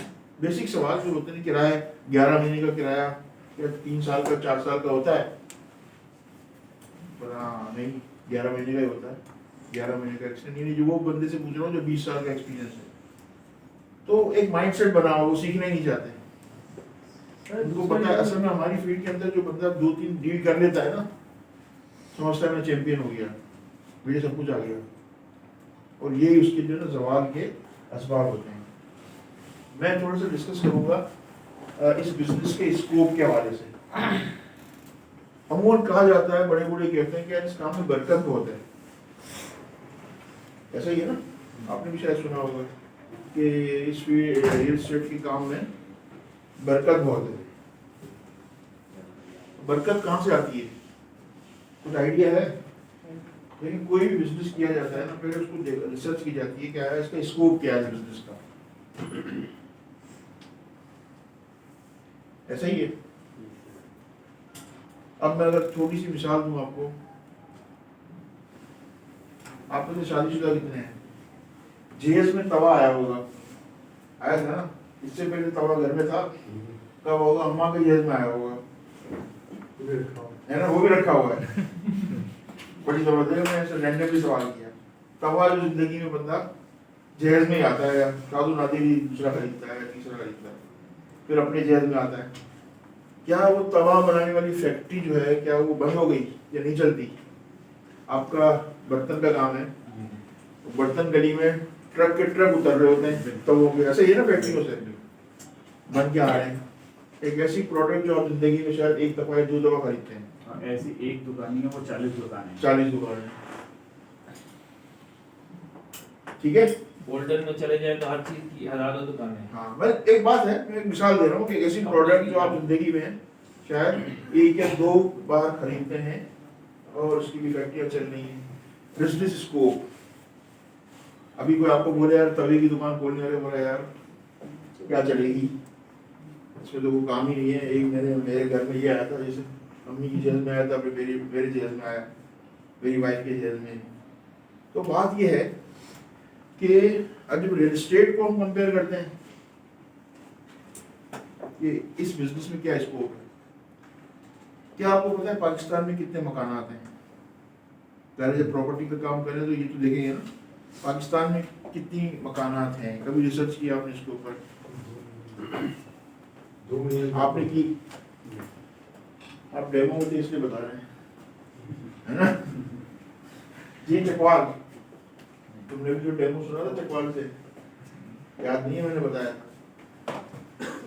पाकिस्तान में मकानात की तादाद कितनी है भाई?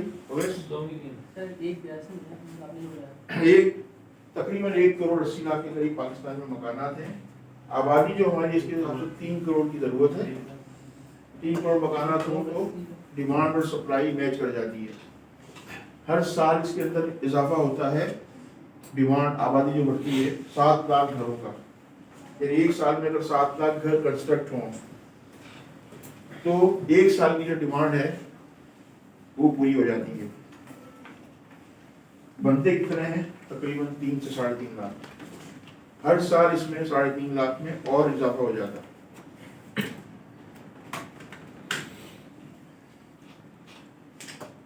एक साल में 80,000 घर जो है वो कोलैप्स हो जाते हैं। सैलाब की नजर हो जाते हैं, बारिश की नजर हो जाते हैं, ज़िलज़ले की नजर हो जाते हैं। खासतौर पर कच्ची मट्टी के और गारे के मकान। सर ये कच्चे मकान है? जी कच्चे मकान है। ठीक है, तो अगर आप इस सिनेरियो में ये करेंगे तो जो ओवरऑल जो है वो,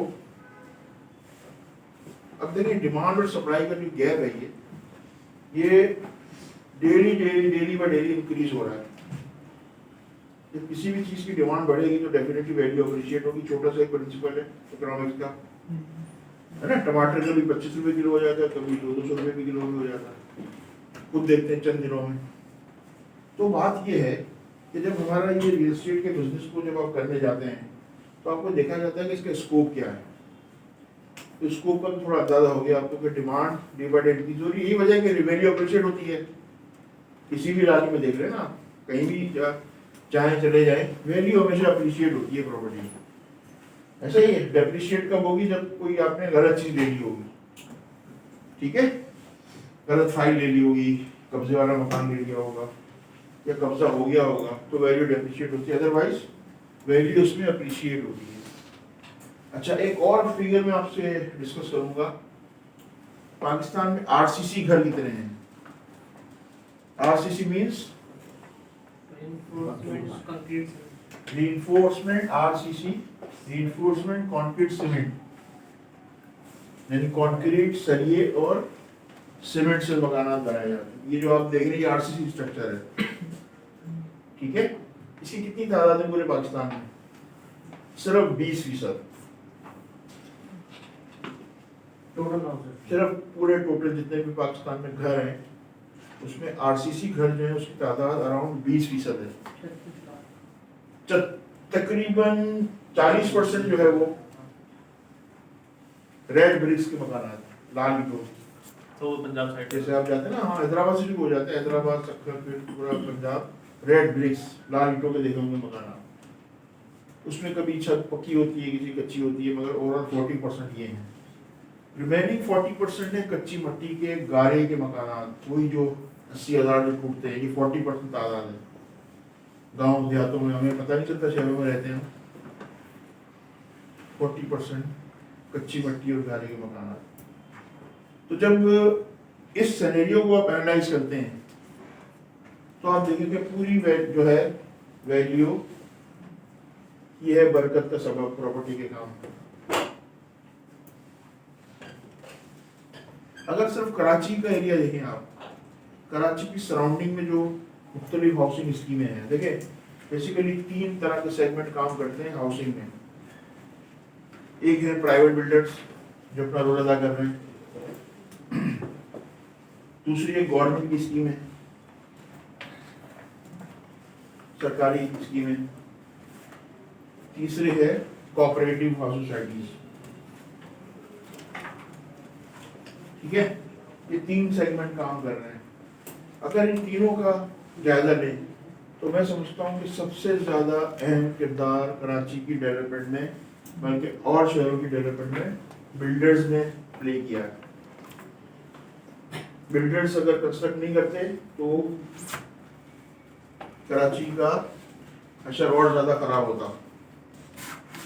सबसे जो कम से कम शेयर है वो सरकारी स्कीमों का है, गवर्नमेंट की जो हाउसिंग स्कीम। मिसाल के तौर पर स्कीम 33 का नोटिफिकेशन 1972 में आया था, इसका पहला नोटिफिकेशन 72, आज 2021, कितने साल हो गए? 40-50 साल हो गए। सिर्फ अभी 30% आवाज़ हुई है, वो इंफ्रास्ट्रक्चर 30% पे बना है, 70% अभी भी खाली है। हॉक्सबे स्कीम ले लें आप, 63 टाउन 2 बार लॉन्च हुआ है, इसके बावजूद भी खाली पड़ा है। जितने भी स्कीमें ले रहे हैं आप, गवर्नमेंट का इंटरेस्ट ही नहीं है इंफ्रास्ट्रक्चर डेवलप करने का। कराची में वोट बैंक नहीं है, सीधी बात है। जिनका वोट बैंक था उन्होंने पार्क भी बना के भेज दिए वहाँ घर। अपने ही बच्चों की जो खेलने की जगहें थी वहाँ चाइना कटिंग हो गई। नाम सुना है चाइना कटिंग? डिस्कस करेंगे कैमरा बंद करके, ठीक है। तो बात ये है कि जब इस सिनेरियो में आप देखते हैं कि ये है, और उसके बाद किरदार आता है कोऑपरेटिव हाउसिंग सोसाइटीज का, उनका एक रोल है। ये अगर ये जो मैं आपको बता रहा हूँ तीनों सेगमेंट जो काम करें, और पूरे पाकिस्तान में इसकी यही कंडीशन है। सिर्फ कराची नहीं, कराची तो बहुत ज़्यादा सफ़र हुआ है क्योंकि लोकल नुमाइंदगी नहीं है यहाँ। दूसरे शहरों में ज़रा सूरत हाल मुख्तलिफ है। तो इस बात से आपको अंदाज़ा हो गया होगा कि इस बिजनेस का क्या स्कोप है। अगर जिस चीज़ का पता चल जाए ना इसकी जो डिमांड है जो मैं बेच रहा हूँ, तो फिर क्यों बेईमानी करेंगे, क्यों चीटिंग करेंगे, क्यों धोखा करेंगे। जब एक सीधे रास्ते से ही इतना अमाउंट आपको मिल रहा है, इतना हो जाते हैं, तो फिर क्या जरूरत है 2 नंबर काम करने की। एक मैंने यहाँ लिखा हुआ 100 और 1000 का फिगर है। पिछले 15 साल की वेबसाइट की रिसर्च है जो हमने स्टूडेंट्स पे की है। जो रियल एस्टेट के लोग यहाँ से गए हैं, कंस्ट्रक्शन करके लोग गए हैं। 100 डेज का मतलब ये कि अगर आप इस कोर्स कंप्लीशन के बाद 3 महीने, 100 डेज का मतलब है 30 डेज और 90 डेज, अगर 90 दिन तक आप फोकस्ड होकर उस पर्टिकुलर इलाके में काम कर रहे हैं, व्हाटएवर जो भी एरिया आप अपना सजेस्ट करें, जब आप काम करेंगे इसी से डायरेक्शन मिल जाएगी आपको कहाँ काम करना है, किस इलाके में काम करना है। Course after completion of that course, ठीक है, 3 मंथ्स। 3 महीने से जो आपका सफर शुरू होगा 1000 डेज तक, यानी कितने होते हैं महीने, साल, 3 साल, लगभग 3 साल, ठीक है। 3 साल के बाद आप इस काबिल होंगे कि आप अपना मकान ले चुके होंगे, इतने पैसे कमा चुके होंगे स्पीड से, गाड़ी आपके पास बहुत अच्छी आ गई होगी, आपकी अगर शादी नहीं की आपने तो शादी भी हो जाएगी आपकी, और एक है तो दूसरी के चक्कर में पड़ जाएंगे। रियल एस्टेट से हुआ, रियल एस्टेट कंस्ट्रक्शन दोनों, रियल एस्टेट में काम है क्या, दोनों चीजें लिंक है। वैसे मैं रियल एस्टेट की बात कर रहा हूँ, ये रियल एस्टेट के अंदर जो ये है, इसी के जो सेगमेंट है ना, डिफरेंट कंस्ट्रक्शन, बिल्डर, डेवलपर्स, ये इसी के डेवलपर तो उसमें ज्यादा बेस्ड होते हैं ही हैं, उसमें ज्यादा रिटर्न है, तो इसी से निकलते हैं ना। देखा कराची में आबाद के जितने 95% मेंबर आपको रियल एस्टेट एजेंट ही मिलेंगे जिन्होंने स्टार्ट किया था, ऐसा ही है, आप चेक करेंगे इस बात को। स्टार्ट ही प्रॉपर्टी से किया था, रियल एस्टेट के काम से शुरू किया था, आज हो तो ये सब इसी के सेगमेंट है, सब वही नहीं, कुछ सब 99%। तो कहने का मकसद ये है कि ये जो थ्योरी है, बल्कि थ्योरी नहीं बल्कि प्रैक्टिकल है, 100 से 1000 डेज का सफर, 3 साल में आप अगर सही अप्लाई किया आपने, जो कॉन्सेप्ट यहाँ डिस्कस होंगे, जो डायरेक्शन आपको मिलेगी, जो लीगल कॉन्सेप्ट आपको डिफाइन होंगे, जो प्रैक्टिसेस यहाँ पर डिस्कस होंगी, आपको कोई बीट नहीं कर सकता। एक छोटी सी मिसाल शेयर करूंगा आपसे कि इसकी वर्थ क्या है इस कोर्स की।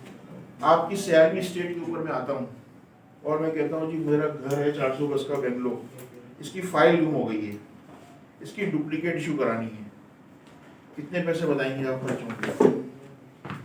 अंदाजा से तुक्का लगा दें, 5 लाख, और 1000 गज का घर है तो 10 लाख। क्या ख्याल है आपका, ये सही कह रहे हैं? कौन सा एरिया बता दें, आप अपनी मर्जी का एरिया सेलेक्ट कर दें, कोई भी एरिया सेलेक्ट कर दें, गुलशन की बात बता दें, तुक्का लगाना है, जिसे उन्होंने लगा दिया ऐसे ही होगा सर। लेने वाले तो 18-20 लाख रुपए की ले रहे हैं, लेकिन वैल्यूएशन के ऊपर डिपेंड है, एरिया हो गया, एरिया के हिसाब से वैल्यूएशन हो गई, वैल्यूएशन के हिसाब से जब आप ऑफिस में जाएंगे तो वहाँ जाके बोलेंगे कि मेरी फाइल गुम हो गई है, वो फिर आपको जैसा पसंद करती है वो वैसे ही रेट बताएगा, आपको कभी इसमें 5 लाख रुपये, तो ये फिक्स रेट तो है नहीं। मुख्तसर ये कि लाखों रुपए की बात हो रही है, 400 गज का बिल्कुल, लाखों रुपए। सर जी इसकी 1000 रुपये फीस है लीगल, वो तो लीगल फीस, लीगल भी 1000, और भी कुछ नहीं खर्च होता। अगर आपको पता है ना वे तरीका हम बताएंगे ना आपको। सर ये 1000 रुपए किस हिसाब से? 1000 रुपये पर डीड, जैसे आप जैसे बोर्ड ऑफ रीड की जो डॉक्यूमेंटेशन है, जैसे सबलीज है, पावर है, जनरल पावर है, गिफ्ट डीड है, विल डीड है, ये जो आप जब रजिस्टर कराते हैं प्रॉपर्टी, कॉपी जाती है सब रजिस्ट्रार के रजिस्टर कराते हैं, माइक्रो फिल्मिंग इसका डिपार्टमेंट जाती है, माइक्रो फिल्मिंग, ठीक है, वहाँ से जो डुप्लीकेट फाइल वहीं से इशू होती है। सर लेकिन रीज़न ये है कि जो डिपार्टमेंट में लोग बैठे हुए हैं वो इजीली होने नहीं देते ना, कहीं ना कहीं रोला अटकाते हैं। किस बात का रोला? डुप्लीकेट में क्या रोला होगा? सर वो तो रोकने को कुछ भी रोक ले। नहीं नहीं ऐसा कुछ नहीं है। देखें असल में आपकी लाइलमी की वजह से ही हो रहा है, आपको पता नहीं है। देखो भाई लाखों रुपए आए ना, अब जब पर्स कीजिए 10 लाख रुपए, अब ये लाखों रुपए जब रिश्वत देंगे तो फिर वो तो नहीं बताएगा ना आपको, जब आपको लीगल इसका रास्ता पता होगा। भाई ये प्रैक्टिकल हमारे स्टूडेंट जाकर 1-1000 रुपये में कॉपियाँ करवाते हैं वहाँ से। इसका जो मैं विजिट आपको कराऊंगा, उससे मिलेंगे उसके डायरेक्टर से, तो आपको अंदाजा होगा कि कुछ नहीं है, लाइलमी के पैसे दे रहे हैं, इसलिए कि आप बता रहे हैं ना तो पैसे पता नहीं है क्या है। अब तो पता चल गया ना, बोर्ड एडीएस से फाइल निकलवाते हैं, एरिया वाइज किसी की 2000 फीस है, एडीए की डुप्लीकेट फाइल, सीटीसी किसी की 3000 है, सुलझानी औरंगी की 2000 है, गुलशन सर पूरा आपको मिलेगा इसका ब्रेकअप चार्ट, किस इलाके में क्या चार्ज होते हैं। ये देखिए आपको जिसके जब पता होगा ना तो आपसे वो रिश्वत मांगने वाला क्या मांगेगा, अभी तो पता ही नहीं है सर कि 4 लाख रुपए है ना, आप जाके वो 2 लाख बोलेगा और यार ये तो बड़ा 10 लाख की जगह 2 लाख बोल रहा है, फौरन डन करो। ऐसा ही है ना, जब आपको पता ही नहीं, जब आपको पता होगा कि इसके इतने चार्ज लगते हैं कानूनी तौर पर, चालान इसका जमा होता है, फिर ऊपर चाय पानी के पैसे होते हैं, किस बात के लाखों रुपए। आपकी अपनी प्रॉपर्टी है, उसकी फाइल खुद ही निकलवानी है, उसके लाखों रुपए रिश्वत की, कोई नया डॉक्यूमेंट थोड़ी बना रहे हैं। ये लोग दादा का मैरिज या बर्थ बनवाते हैं तो उसकी फीस है 300 रुपए, लेते हो 2000 का। कौन लेता है? बाहर का एजेंट लेता है ना, या दफ्तर का बंदा लेता है? दफ्तर का अंदर का स्टाफ का बंदा बैठा होगा, अगर पता हो है, आम बंदों को नहीं पता ना, नहीं पता होता, एजेंट के थ्रू स्टाफ नहीं लेगा आपसे पैसे, कभी लेगा, नौकरी चलेगी, नौकरी चलिए सही है। अगर आपको पता है और आपने कंप्लेंट कर दी इनडायरेक्टली तो उनके पास पहुंचे होते हैं, एजेंट होते हैं, वो असल लेते हैं, ठीक है। तो देखें आपका इस चीज में ये एजेंट का किरदार माइनस हो जाएगा। आप प्रॉपर्टी में जितनी भी ट्रांजेक्शन करेंगे, ट्रांसफर के जितने प्रोसेस हैं वो सारे यहाँ डिस्कस होंगे, प्रूफ के साथ आपको इसके मिलेंगे, चार्ट मिलेंगे पूरे, क्या क्या इसके चार्जेस हैं, और फिर आप देखेंगे कि क्या होता है। तो बात ये है कि लाइलमी की वजह से आप लाखों रुपए रिश्वत देने पर तैयार हो जाते हैं, आपको पता ही नहीं, आप क्लाइंट से ले लें। भाई मैं आया हूँ, मुझे पता नहीं है, मुझे आपने 2 लाख रुपए बता दिए, आपने किसी से बात की, उसने बोला 1.5 लाख रुपए लगेंगे, आपने दे दिए 1.5 लाख रुपए, 50,000 रुपये अपना खर्चा रख लिया आपने, तो वहाँ ले दिए। जब आपको पता हो कि 1,000 रुपए हैं तो आप देंगे कभी? जैसे भी पोर्शन के ऊपर वो कहते हैं कि भाई जितना लीज हो जाएगी, पोर्शन के ऊपर लीज अलाउ ही नहीं, तो वो भी 2.5-3 लाख रुपए का डॉक्यूमेंट वहाँ पे है ही जाहिर कानून है, डॉक्यूमेंट की कोई वैल्यू ही नहीं है, डॉक्यूमेंट बन ही नहीं सकता उसका, ठीक है। डमी बना के देते हैं, नहीं डमी नहीं, बाकायदा रजिस्टर करके देते हैं, वो है ही नहीं डॉक्यूमेंट ऑथेंटिक, वो सब पोर्शन की सब लीज हो ही नहीं सकती, ना उसकी म्यूटेशन हो सकती है, ना उसकी सब लीज हो सकती है। आगे बढ़ेंगे इसमें सर, लेकिन हो रही है, वो रजिस्टर भी हो रहा है, है, रजिस्टर है, मगर उसकी कानूनी हैसियत नहीं है, कानूनी हैसियत वो हवा में, जो पोर्शन है ना वो हवा में, ना उसकी जमीन है ना सारा है। कमर्शियल की हो जाती है, कमर्शियल की हो जाती है, उसकी परसेंटेज अराउंड +2। अच्छा देखें, ये हो गया, ये तो मैंने डिस्कस कर लिया। शॉर्ट एनालिसिस, देखिए इस फील्ड के अंदर ये बड़ा आपने मार्केटिंग में पढ़ा होगा या खासतौर पर एचआर में भी पढ़ा होगा। शॉर्ट एनालिसिस क्या है उन लोगों के लिए जो ये नहीं पढ़ सके? Being a real estate professional, आप काम करने जा रहे हैं, इस फील्ड में आना चाह रहे हैं या थोड़ा सा इनको अभी वक्त हुआ है, इस पर जरा वर्किंग कर लें थोड़ा सा अपने तौर पर कि आपकी स्ट्रेंथ क्या है। आज जो आपको किताब दी गई है काउंटर से, इसको पढ़िएगा शुरू के 3-4 पेज। अपनी स्ट्रेंथ को देखें, पहले पढ़िएगा, फिर अपनी स्ट्रेंथ को देखें कि आपकी अपनी पर्सनल कैपेसिटी क्या है। स्ट्रेंथ का मतलब होता है अपने अंदर ताकत, ability to do something, ability to do this work. क्या आप इस काबिल हैं कि इस बिजनेस के अंदर आ सकते हैं? आमतौर पर जो जिसकी बहुत ज़्यादा कम्युनिकेशन अच्छी होती है वो कामयाब, उसको समझा जाता है कामयाब रियल एस्टेट एजेंट है। कम्युनिकेशन बहुत अच्छी है, फॉलो बहुत अच्छे हैं, किसी हद तक सही है बात, मगर इसके अलावा भी बहुत सारी ऐसी स्किल्स चाहिए होती है एक कामयाब रियल्टर बनने के लिए और कामयाब बिजनेसमैन बनने के लिए होनी चाहिए। इस किताब को पढ़िएगा, आगे जाकर हम तफसील से इस पर बात करेंगे। वीकनेसेस क्या हैं? W4 वीकनेसेस, कमजोरियां।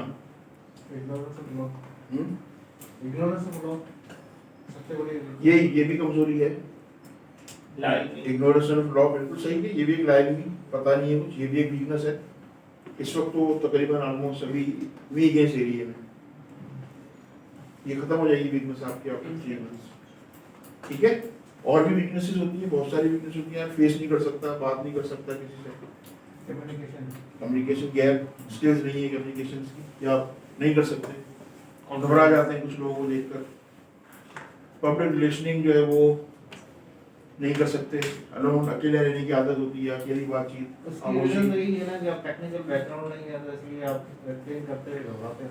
असल पब्लिक डीलिंग ना होना है मैं एक और भी बहुत सारी देखें आप इस क्लास में देख लें कि जिस एज ग्रुप के लोग यहाँ बैठे हुए हैं, मैट्रिक से लेकर मास्टर्स लेवल के लोग, एज ग्रुप डिफरेंट है ना, 20-22 साल का बच्चा भी और 70-80 साल के भी बुजुर्ग मौजूद हैं, ठीक है, वेरिएशन है, ज़्यादा जान करके बताया ताकि कोई मुस्कुराहट आ जाए ना, नहीं तो मैं तरफ भी इशारा कर देता।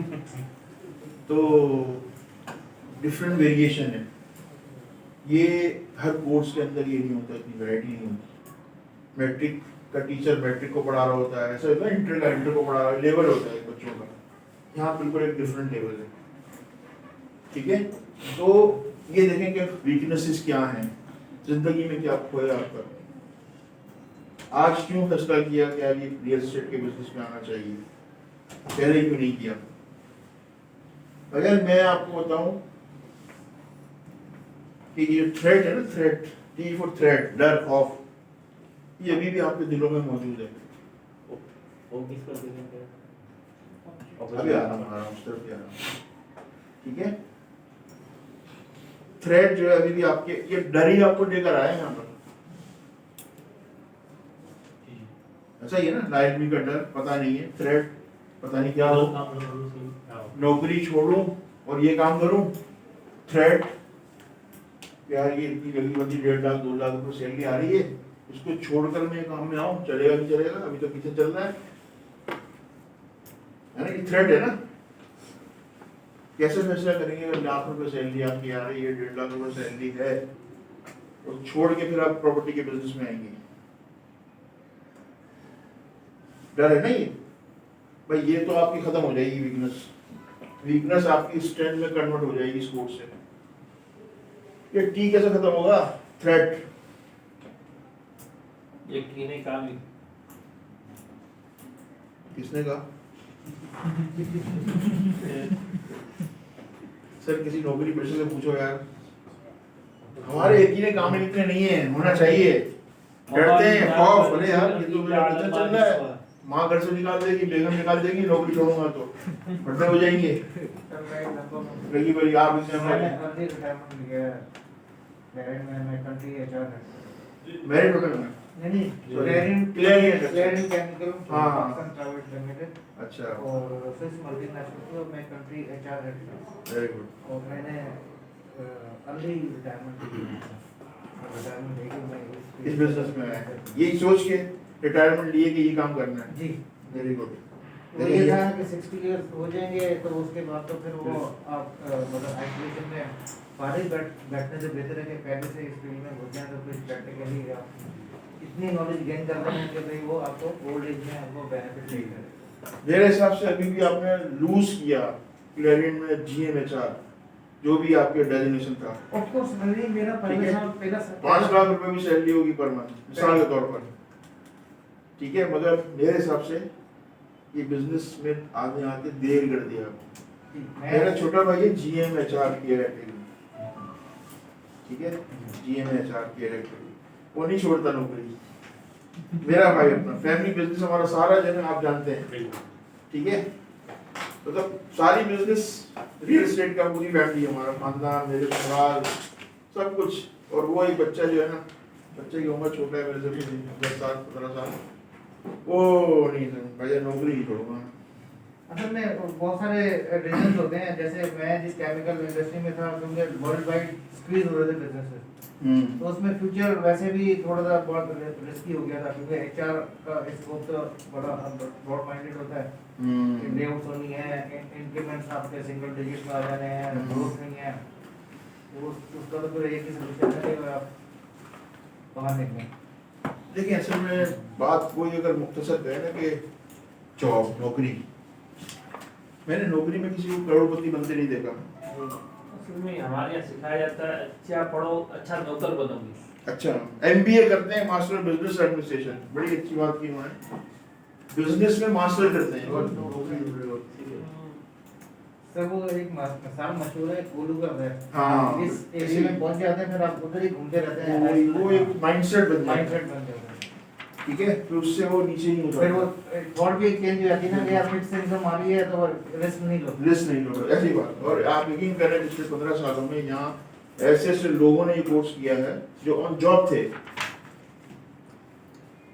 एक मैं आपको मिसाल दूंगा, एक साहब मेरे पास आए, स्टूडेंट ही थे, बने फिर बाद में वो, बोले सर मेरी 5 लाख रुपए पर मंथ इनकम है, ठीक है, मैं कैसे ये छोड़कर जो है रियल एस्टेट के काम में आऊँ, ये तो हवाई रोजी है, इसके अंदर तो पता नहीं कहाँ हुआ ना हो, ठीक है। मैंने कहा पहले कोर्स कर ले, इसके बाद मैं आपसे पूछूंगा।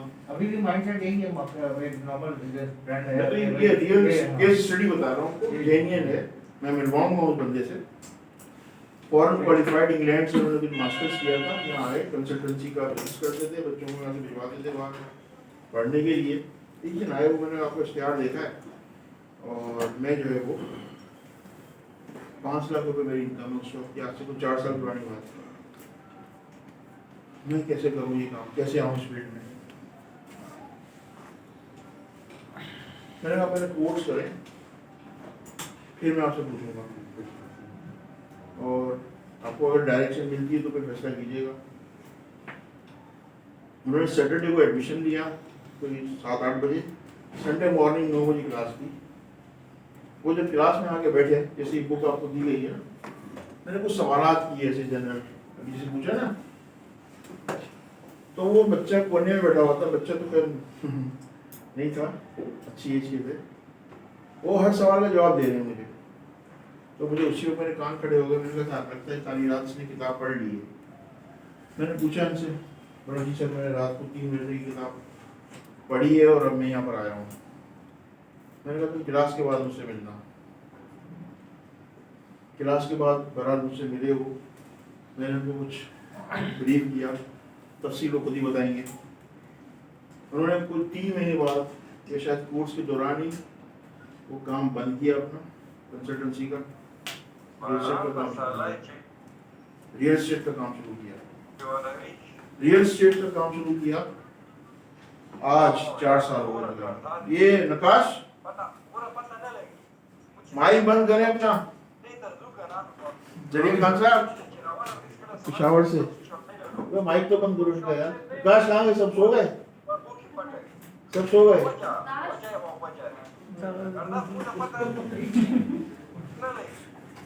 क्लास नहीं ले रहे, क्लास नहीं ले रहे क्या? ये माइक बंद करें इनका।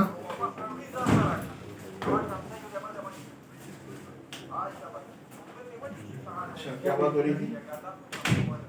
सर की बात, हाँ, 3 महीने तो 3 महीने पहले हमने जॉब छोड़ी, आज 4 साल हुए पूरे इनको कोर्स किए हुए।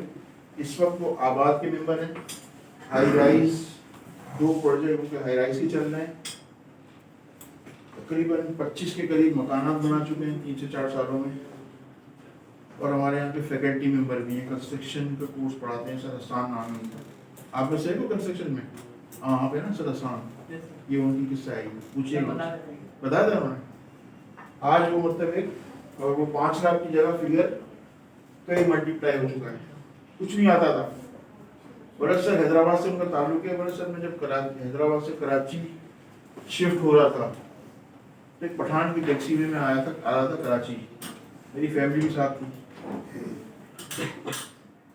बातचीत हुई पठान से, तो पठान ने कहा कि तुम कराची शिफ्ट हो रहे हो? बोला जी कराची जा रहे हैं।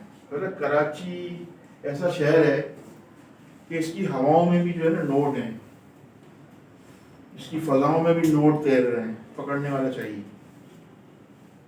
जितने नोट पकड़ सकते हो कराची से नोट पकड़ लेते। ये है सोने की चिड़िया कराची।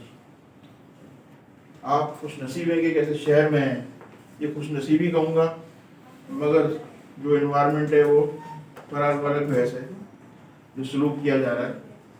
तो सियासी तौर पर शहर से तो बात ये है कि इसके अंदर अगर मुख्तसर बात करूँ तो ये जो डर खौफ आपका थ्रेट जो ख़ास तौर पे जॉब करते हैं तो खुद आपका पॉलिश हो जाएगा नया और आप खुद जो है वो इस काबिल हो जाएंगे कि क्या करना है। Go for opportunities.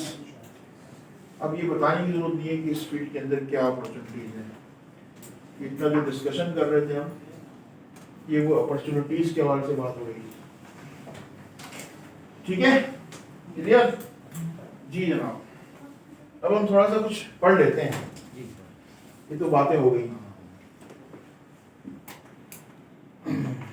सर एक सवाल है जी। अभी आप सोसाइटी के बारे में बता रहे थे, गवर्नमेंट सोसाइटीज और कोऑपरेटिव जो सोसाइटीज हैं उनमें क्या डिफरेंस? बहुत फर्क है। गवर्नमेंट की सोसाइटी, गवर्नमेंट की हाउसिंग स्कीम होती हैं, सही, जैसे स्कीम 33 सारी स्कीम गवर्नमेंट की हैं, सारी स्कीमें गवर्नमेंट की हैं। ठीक है, कोऑपरेटिव सोसाइटी के अलग सेटअप होता है जो एनजीओ टाइप के होते हैं, नॉन प्रॉफिट ऑर्गेनाइजेशन होती हैं। वो बनती हैं इमदाद बहानी के उसूल के तहत। आपस में मेंबरान उसको फॉर्म करते हैं, सोसाइटी बनाते हैं और फिर लैंड लेते हैं, एक्वायर करते हैं लैंड, या गवर्नमेंट से लेते हैं या फिर प्राइवेट लैंड परचेज करते हैं, उसको प्लॉटिंग करते हैं और बेचते हैं। उनका मकसद पैसे कमाना नहीं होता, नो प्रॉफिट नो लॉस की बेसिस पर चलती है। पूरी तफसील है, पूरी डिटेल है इसमें, क्लासेस है पूरी। ठीक है, क्या बात हो रही थी हमारी? ये ई क्यों लगता है स्टेट के आगे? आप बताएंगे? स्टेट को हम लिखते हैं STAT रियासत, ई क्यों लगाते हैं? पानी मिलेगा? गिलास दो क्या है? एक छोटी एंटिटी की वजह से स्टेट जो कोई और बताएगा तो प्रॉपर्टी का काम करता है। ऐसे डेमो लिया फिर चुप रहे हैं। ये जनाब काननी साहब, ई स्टैंड फॉर इंग्लैंड, एक तो ये है। ठीक है, 1066 में विलियम वन एक बादशाह था इंग्लैंड का।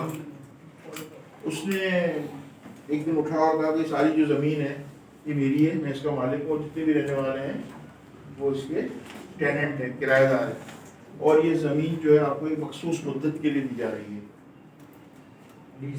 मखसूस मुद्दत का मतलब है लीज, 99 ईयर्स, 30 ईयर्स, 40 ईयर्स, जो आज भी हमारे यहाँ राइज है, चूँकि अंग्रेज का कानून है उसी को हम फॉलो कर रहे हैं। इसलिए कॉन्सेप्ट वो प्रॉपर्टी, वो रियल एस्टेट जो रियासत अपने शहरियों को मखसूस मुद्दत के लिए देती है। मखसूस भी जाइए, बिल्कुल जाइए, देर से ये तो कर रहे हैं, क्लास में तवज्जो नहीं है, मोबाइल से खेल लेते।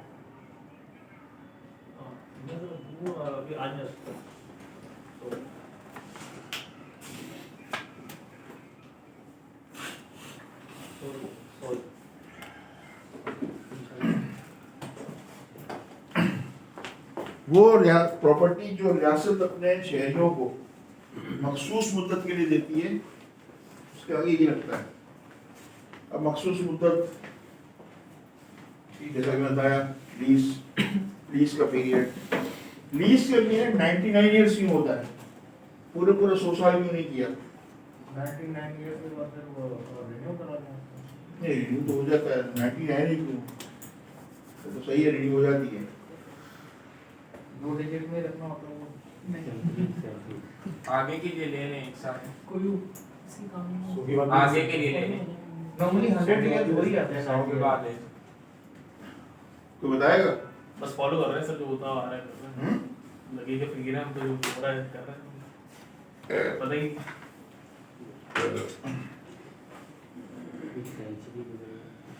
सेंचुरी नहीं बताएं खोल के बताएं। सर बेसिकली 99 एक जैसे टर्म है ना, कोई स्टैंडर्ड टर्म तो उन्होंने रख दी, लेकिन एक सेंचुरी अगर गुजर गई तो एक कॉन्सेप्ट मैंने पढ़ा था कि वो उसकी हो जाती है एक चीज़ परमानेंटली।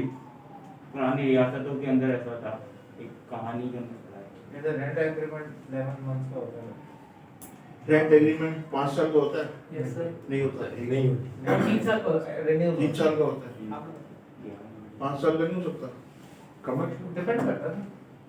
क्या फर्क है 11 महीने और 5 साल? फर्क है? नहीं, मैं वैसे कह रहा हूँ नॉर्मल स्टैंडर्ड तो ये 11 मंथ्स ही होता है।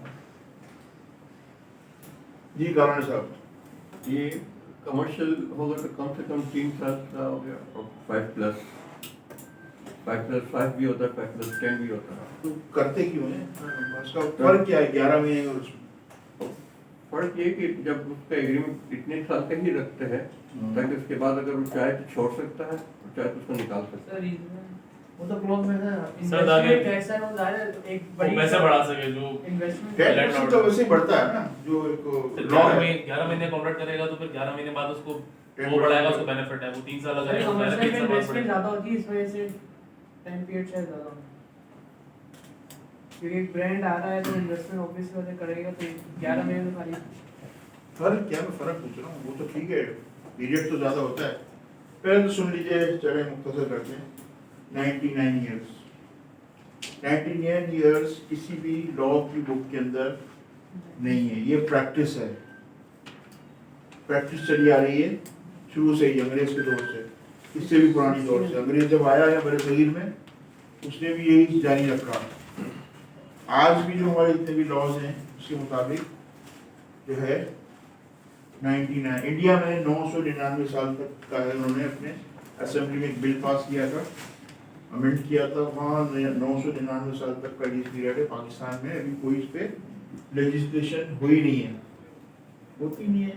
कौमी असेंबली में जाते हैं बेचारे, टीएडीए लेकर आ जाते हैं, टीएडीए लेकर आ जाते हैं, ये नहीं कहा कि कानून बनाए, लीज एक्सटेंड हो जाती है। ठीक है, ये बात तो सही है। रेंट एग्रीमेंट 11 महीने का और 5 साल, 4 साल, 3 साल का क्या फर्क होता है? रेंट एग्रीमेंट जो 11 महीने का होता है, इस सिंपल आप स्टैम्प पेपर पर प्रिंट आउट निकालते हैं किसी भी डॉक्यूमेंट वाले से, सेलर परचेज से हो, टेनेंट और वो साइन कर लेता है मालिक मकान, 2 गवाह, एक कॉपी आपके पास, एक कॉपी टेनेंट के पास, एक कॉपी मालिक के पास। ये 11 महीने का हो गया। हर महीने, हर साल के बाद 10% फीस होता है, टर्म्स एंड कंडीशन होता है। जब आप जाते हैं 11 महीने से ऊपर, वो रेंट एग्रीमेंट रजिस्टर्ड होता है हमारा सब रजिस्ट्रार ऑफिस। इस तरह आपकी सेल डीड रजिस्टर होती है, पावर रजिस्टर होती है, वो रेंट एग्रीमेंट रजिस्टर्ड होता है। और जो उसका एनुअल रेंट होता है, फर्स्ट कीजिए लाख रुपये रेंट है, 12 लाख रुपये रेंट हुआ, 12 लाख का 1.5% स्टैम्प ड्यूटी लगती है उसके ऊपर, स्टैम्प ड्यूटी लगती है उस रेंट एग्रीमेंट पर। और वो बाकायदा जिस तरह प्रॉपर्टी रजिस्टर्ड होती है, इस तरह आपका रेंट एग्रीमेंट रजिस्टर्ड होता है। ठीक है, रजिस्टर्ड डॉक्यूमेंट होती है, बिल्कुल ये सही है। कमर्शियल पे होता है, इसलिए होता है कि कमर्शियल लोग इन्वेस्टमेंट करते हैं, सारे फ्रेंचाइज के लिए लोग लेते हैं, बैंक्स के लिए लेते हैं, मल्टीनेशनल कंपनीज लेती हैं, बड़ी कंपनी लेती हैं, वो लॉन्ग टर्म पे लेती हैं, 5 साल 10 साल, सारे पूरा एनवायरनमेंट पे। तो वो 11 महीने में रिन्यू खाली हो जाता है। तो इस तरह के, और इसके बगैर प्रॉपर रजिस्टर्ड होता है। ठीक है, तो ई का जो कॉन्सेप्ट है वो ये है कि ये रेंट क्या हम सब किराएदार हैं, आप जिस घर में रह रहे हैं किराएदार हैं। आप इस डॉक्यूमेंट को स्टडी कीजिएगा, उसमें लिखा हुआ था अच्छी गवर्नमेंट की तरफ से कि गवर्नमेंट को जब भी चाहिए होगी वो आपसे वापस ले लेगी। 11 मंथ्स का जो आपने बताया ये तो रजिस्टर्ड नहीं होगा। ये रजिस्टर्ड नहीं होगा, ये स्टैम्प पेपर पे बनता है, रजिस्टर्ड नहीं होगा। ठीक है, उसको आगे कंटिन्यू करना है तो फिर रजिस्टर फिर दोबारा कराएंगे, 11 महीने कराएंगे। नहीं, रजिस्टर्ड डॉक्यूमेंट तो फिर अलग ही होता है, वो रेंट एग्रीमेंट तो रजिस्टर्ड होता है। अच्छा ठीक है, अच्छा अब हम बात कर लेते हैं कुछ काम की। कराची में कितनी लैंड गिविंग अथॉरिटीज हैं? इतना बड़ा कराची है, कितनी ऐसी अथॉरिटी हैं जो लैंड गिविंग अथॉरिटीज हैं? तादाद बता दें, आप छोड़ें। 4-5 हैं। आप डेमो में आए थे, आपकी तवज्जो मोबाइल में थी, अभी भी तवज्जो मोबाइल में है। सही कह रहा हूँ? खैरियत तो है, कोई मर्ज तो नहीं है? कितनी अथॉरिटीज कराची में, इतने बड़े शहर? कितनी है? 13। कौन कौन सी हैं? अब देखिए कराची जैसा शहर 13 लैंड गिविंग अथॉरिटीज हैं। पाकिस्तान में किसी शहर में नहीं है, 3 या 4 हैं। लिखिए जरा, KDA लिखना है, ये KDA Karachi development authority, MDA मरी development authority, LDA दियारी, KMC Karachi metropolitan, DHA गोठाबाद कच्ची आबादी,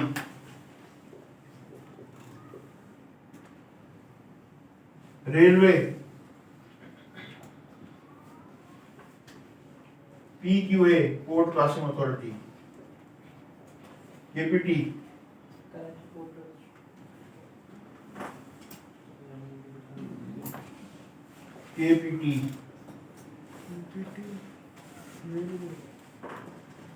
उनको भेज दिया बोर्ड ऑफ रेवेन्यू जी 10 हो गई। कितनी हो गई? 10 क्या रहेगी? Site SIT। अबे सुनते रहो, बाद में आएगा बोर्ड। कितनी हो गई? साइट SDA वो नहीं, कराची की नहीं है, वो 7 है। ठीक है, साइट हो गई। Sindh industrial trading estate, right, industrial के हवाले से साइट है। देखो बुला दिया ना यार। हाँ, cantt areas, cantonment cantt areas है ना, कराची में कैंट एरिया कंटोनमेंट के हदूद में आते हैं। ठीक है, कितनी हो गई? 13वीं अथॉरिटी मिलिट्री लैंड। मिलिट्री जो है उसकी अपनी लैंड है, वो खुद अथॉरिटी वो खुद देते हैं लोगों को 30 साल के लीज के ऊपर। तो पूरा पाकिस्तान उनका है। ठीक है बनाने के लिए। ठीक है, 13 अथॉरिटी। चौथी अथॉरिटी जो मदर अथॉरिटी है वो है board of revenue, BOR, board of revenue, चौथी अथॉरिटी। ठीक है, कराची जैसे शहर में, हाँ मदर अथॉरिटी है ना बोर्ड ऑफ रेवेन्यू, पूरे पाकिस्तान को लीडर। देखिए इसमें जो गोट है, गोट पूरे पाकिस्तान में, छोटे छोटे शहरों में चले जाएं। कच्ची आबादियां पूरे पाकिस्तान में है, पाकिस्तान रेलवे पूरे पाकिस्तान में है। ठीक है, कुछ 5-6 अथॉरिटीज हैं मुख्तलिफ शहरों में। कराची में PQA port Qasim authority, PQA site क्या सर मतलब तो इंडस्ट्रियल जो है साइट, SIT की site industrial trading estate. Site का मतलब है site industrial, SIT Sindh industrial trading estate. KPT Karachi port trust, ये सारी जो जमीन है सारी KPT के अंडर में आती है और PPT के अंडर में आती है। मिलिट्री भी कही है, मिलिट्री लैंड, यस। तो कैंट और मिलिट्री में फर्क है? कैंट में कैंट कंट्रोलमेंट एरिया है, मिलिट्री लैंड अलग है, ये अलग अथॉरिटी है। ये लोग 30 साल के लीज पे देते हैं। बहुत से शादी हॉल बने हुए हैं, बताओ। गोरा कब्रिस्तान की लेफ्ट हैंड पर शादी हॉल देखें, ग्लोबल जबरदस्त बने हुए हैं, तो सारे मिलिट्री लैंड के ऊपर है। Karachi metropolitan corporation, KMC। ठीक है, देखें ये याद होना चाहिए आपको, अथॉरिटीज कराची में आप काम कर रहे हैं ना, कहीं की भी फाइल आ सकती है आपके पास। सर ये केएमसी का क्या रिलेशन होता है इससे? किससे? ज़मीन के काम से। अथॉरिटी के ये लैंड गिविंग अथॉरिटी है, इसके अंडर में भी केएमसी के अंडर में भी, जैसे ओल्ड सिटी के बहुत से एरिया केएमसी के अंडर में आते हैं, औरंगी टाउन पूरा केएमसी के अंडर में आता है। पहले तो केएमसी था ना, केडीए तो 58 में बना है। PQA और BOR PQ है पोर्ट कासिम अथॉरिटी। ये पोर्ट की जो जमीन है ना, आप वो देखते हैं ना जहाँ एक्सपोर्ट प्रोसेसिंग जोन वगैरह बना हुआ है, वो सारे इंडस्ट्रियल प्लॉट के अंदर ये PQ डील करती है। Authority BOR board of revenue, गोड के साथ कच्ची आबादी, ये वाला ये cantt area, cantt cantonment area. Cantt Karachi में कितने कैंट एरियाज हैं पता है किसी को? 6। ठीक है, तफसील से बात होगी। हाँ आज तो इंट्रोडक्शन हो रहा है, बाल खड़े हो जाएंगे आपको ऐसे इनके सवाल होंगे। तो कराची से जैसे बाहर निकल रहे हैं, कराची से बाहर निकलेंगे, पहले टाउन की जो जमीन है एक सेंटर में आती है, किस में आती है? ये अब कराची में आती है, पहले 7 में थी ये, अब आती है कराची, अब कराची में आती है। अब क्यों कराची में आती है? कराची की हदूद कहाँ से शुरू होती है? जहाँ गेट होता है ना, टोल प्लाजा। टोल प्लाजा पहले कहाँ था? आगे क्यों किया? बढ़ा दी ना सर, कराची की हदूद बढ़ाने के लिए। कराची की हदूद बढ़ने से क्या फायदा हुआ? टाउन कराची हो गया। DHA पहले क्या कहलाता था? DHA फेज 9 कहलाता था, याद होगा? 3-4 साल पुरानी बात है। अब DHA सिटी कराची कहते हैं, DHA सिटी कहते हैं, ऐसा ही है। कराची की हदूद को बढ़ाया गया ना, टोल प्लाजा को आगे ले मतलब ये जाया। जमीन केडी के ये कौन सी यहाँ पे अथॉरिटीज कौन है? कौन किस जगहों पे? कहाँ?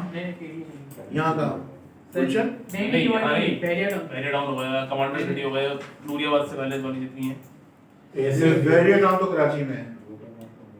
आगे कराची की हदूद देहाबाद के बाद खत्म हो जाती है, फिर थाना बुला खान की हदूद शुरू हो जाती है। 7 डेवलपमेंट अथॉरिटी, 7 डेवलपमेंट अथॉरिटी। ये बबरबंद देहाबाद नहीं, देहाबाद और बबरबंद जो है ना यहीं पर है, सिंध में है। ये आगे पूरा नक्शा आपको सर फॉर्म 2 और फॉर्म 7 में जो जमीन है सब पता चलेगा, सब आपको ख्याल हो जाएगा। सर अभी भी पहले टाउन से तो पहले गेट आइडेंटिटी, गेट तो हदूद तो बढ़ गई ना। मतलब अच्छा वो रेडार में हाँ, रेडियस में आ गया, रेडार में रेडियस है। APD का Karachi port trust, port Qasim अलग है और ये पोर्ट कासिम अलग है, APD अलग है। उससे पूछ लो यार, इसका full form site Sindh industrial trading estate. Sir ये साइड जो एरिया है वैसे ये तो कराची के सेंटर बस उसमें आता है, कराची के हदूद में ही आ रहा है। ये तो यहाँ पे केडी का कोई लेना देना नहीं। यहाँ फाइल ट्रांसफर होगी आपकी साइट जो अथॉरिटी है उसमें दूसरी अथॉरिटी बहुत कम हो सकती है। जब तो फट्टे होते हैं गुलिस्तान जोहर में, आधा इलाका कंट्रोलमेंट के एरिया में, आधा केडीए के अंडर में आता है। पहले पता करने की किस एरिया में आता है, कंट्रोलमेंट की बायलॉज अलग है, केडी के बायलॉज अलग है। ओके, तो आपको पता होना चाहिए कि जिस इलाके में काम कर रहे हैं आप, उसके बायलॉज क्या हैं। आगे आज इसको हम डिटेल में डिस्कस करेंगे जी। ठीक है, क्लियर? अच्छा जनाब, आज का लेक्चर यहाँ तक समाप्त हुआ। नेक्स्ट से हमारी प्रॉपर क्लास शुरू होगी। टाइमिंग आपकी सुबह वही होंगी 9 से 12 नहीं होंगी, 1 बजे तक। 2-2 घंटे के आपके 2 सेशन होंगे, 2 टीचर आपके सामने आएंगे। ठीक है, मैं और वकील साहब। फिर ये 2-2 सेशन चलेगा, इसके अंदर फिर ब्रेक होगा बीच में 15-20 मिनट का। देन इसके बाद आपका ये सेकंड सेशन शुरू होगा। आपका स्केड्यूल जो है वो 9 से 1 बजे तक। सर ये फ्राइडे वाली क्लास जी, फ्राइडे वाली क्लास हम डिस्कस कर रहे थे, पिछले उसमें अगर कुछ फ्राइडे को बैच ही नहीं बनता, क्या करें? शायद आपने फ्राइडे लिखा था ना एडमिशन फॉर्म पर। हाँ, आप एक ही हैं बस। क्या करें, मैनेज कर लें। सवाल पूछना आपने भी लिखा था? नहीं मैंने नहीं। हाँ सर वो आपने बताया था ना कितने हाउसेस कोलैप्स हो जाते हैं पूरे कराची में मतलब ईयरली कराची में पूरे पाकिस्तान में 80,000। इसकी देखें, आज मैंने कोई पीपीटी शेयर नहीं की है, एक व्हाट्सएप ग्रुप को ज्वाइन करने हैं आप सब लोग जो भी अभी आज भी आए हैं, नंबर जो है उसको करने में आपसे बहुत सारी चीजें शेयर करूंगा, एक बंदर वाली कहानी भी शेयर करूंगा। 0333 ये मेरा पर्सनल व्हाट्सएप नंबर है, इस पर ये व्हाट्सएप भी है और एसएमएस भी आपको इसी पर आएगा। क्लास की जो अपडेशन है, कोई आपका सजेशन हो, कोई बातचीत करना चाहे, आप इस पर बात कर सकते हैं। व्हाट्सएप क्लास को ज्वाइन करने मैंने लिंक भी भेजा है, नहीं ज्वाइन किया तो अलग से मुझे लिंक सेंड कर दे, मैं आपको आज शामिल कर दूंगा। इसके बाद कुछ रिलेवेंट चीज़ें आपसे शेयर करूंगा मैं, ठीक है, रिलेवेंट शेयर करूंगा। इस कोर्स से और नेक्स्ट क्लास के भी इनिशियली आपको टॉपिक मिल जाएंगे तो आपको आसानी होगी। सर जगह ठीक की है, वैल्यू जो उसको ऑफ कर दें। सर जगह की वैल्यू जो होती है वो बढ़ती है, तो उसको कैसे डिटरमाइन करते हैं कि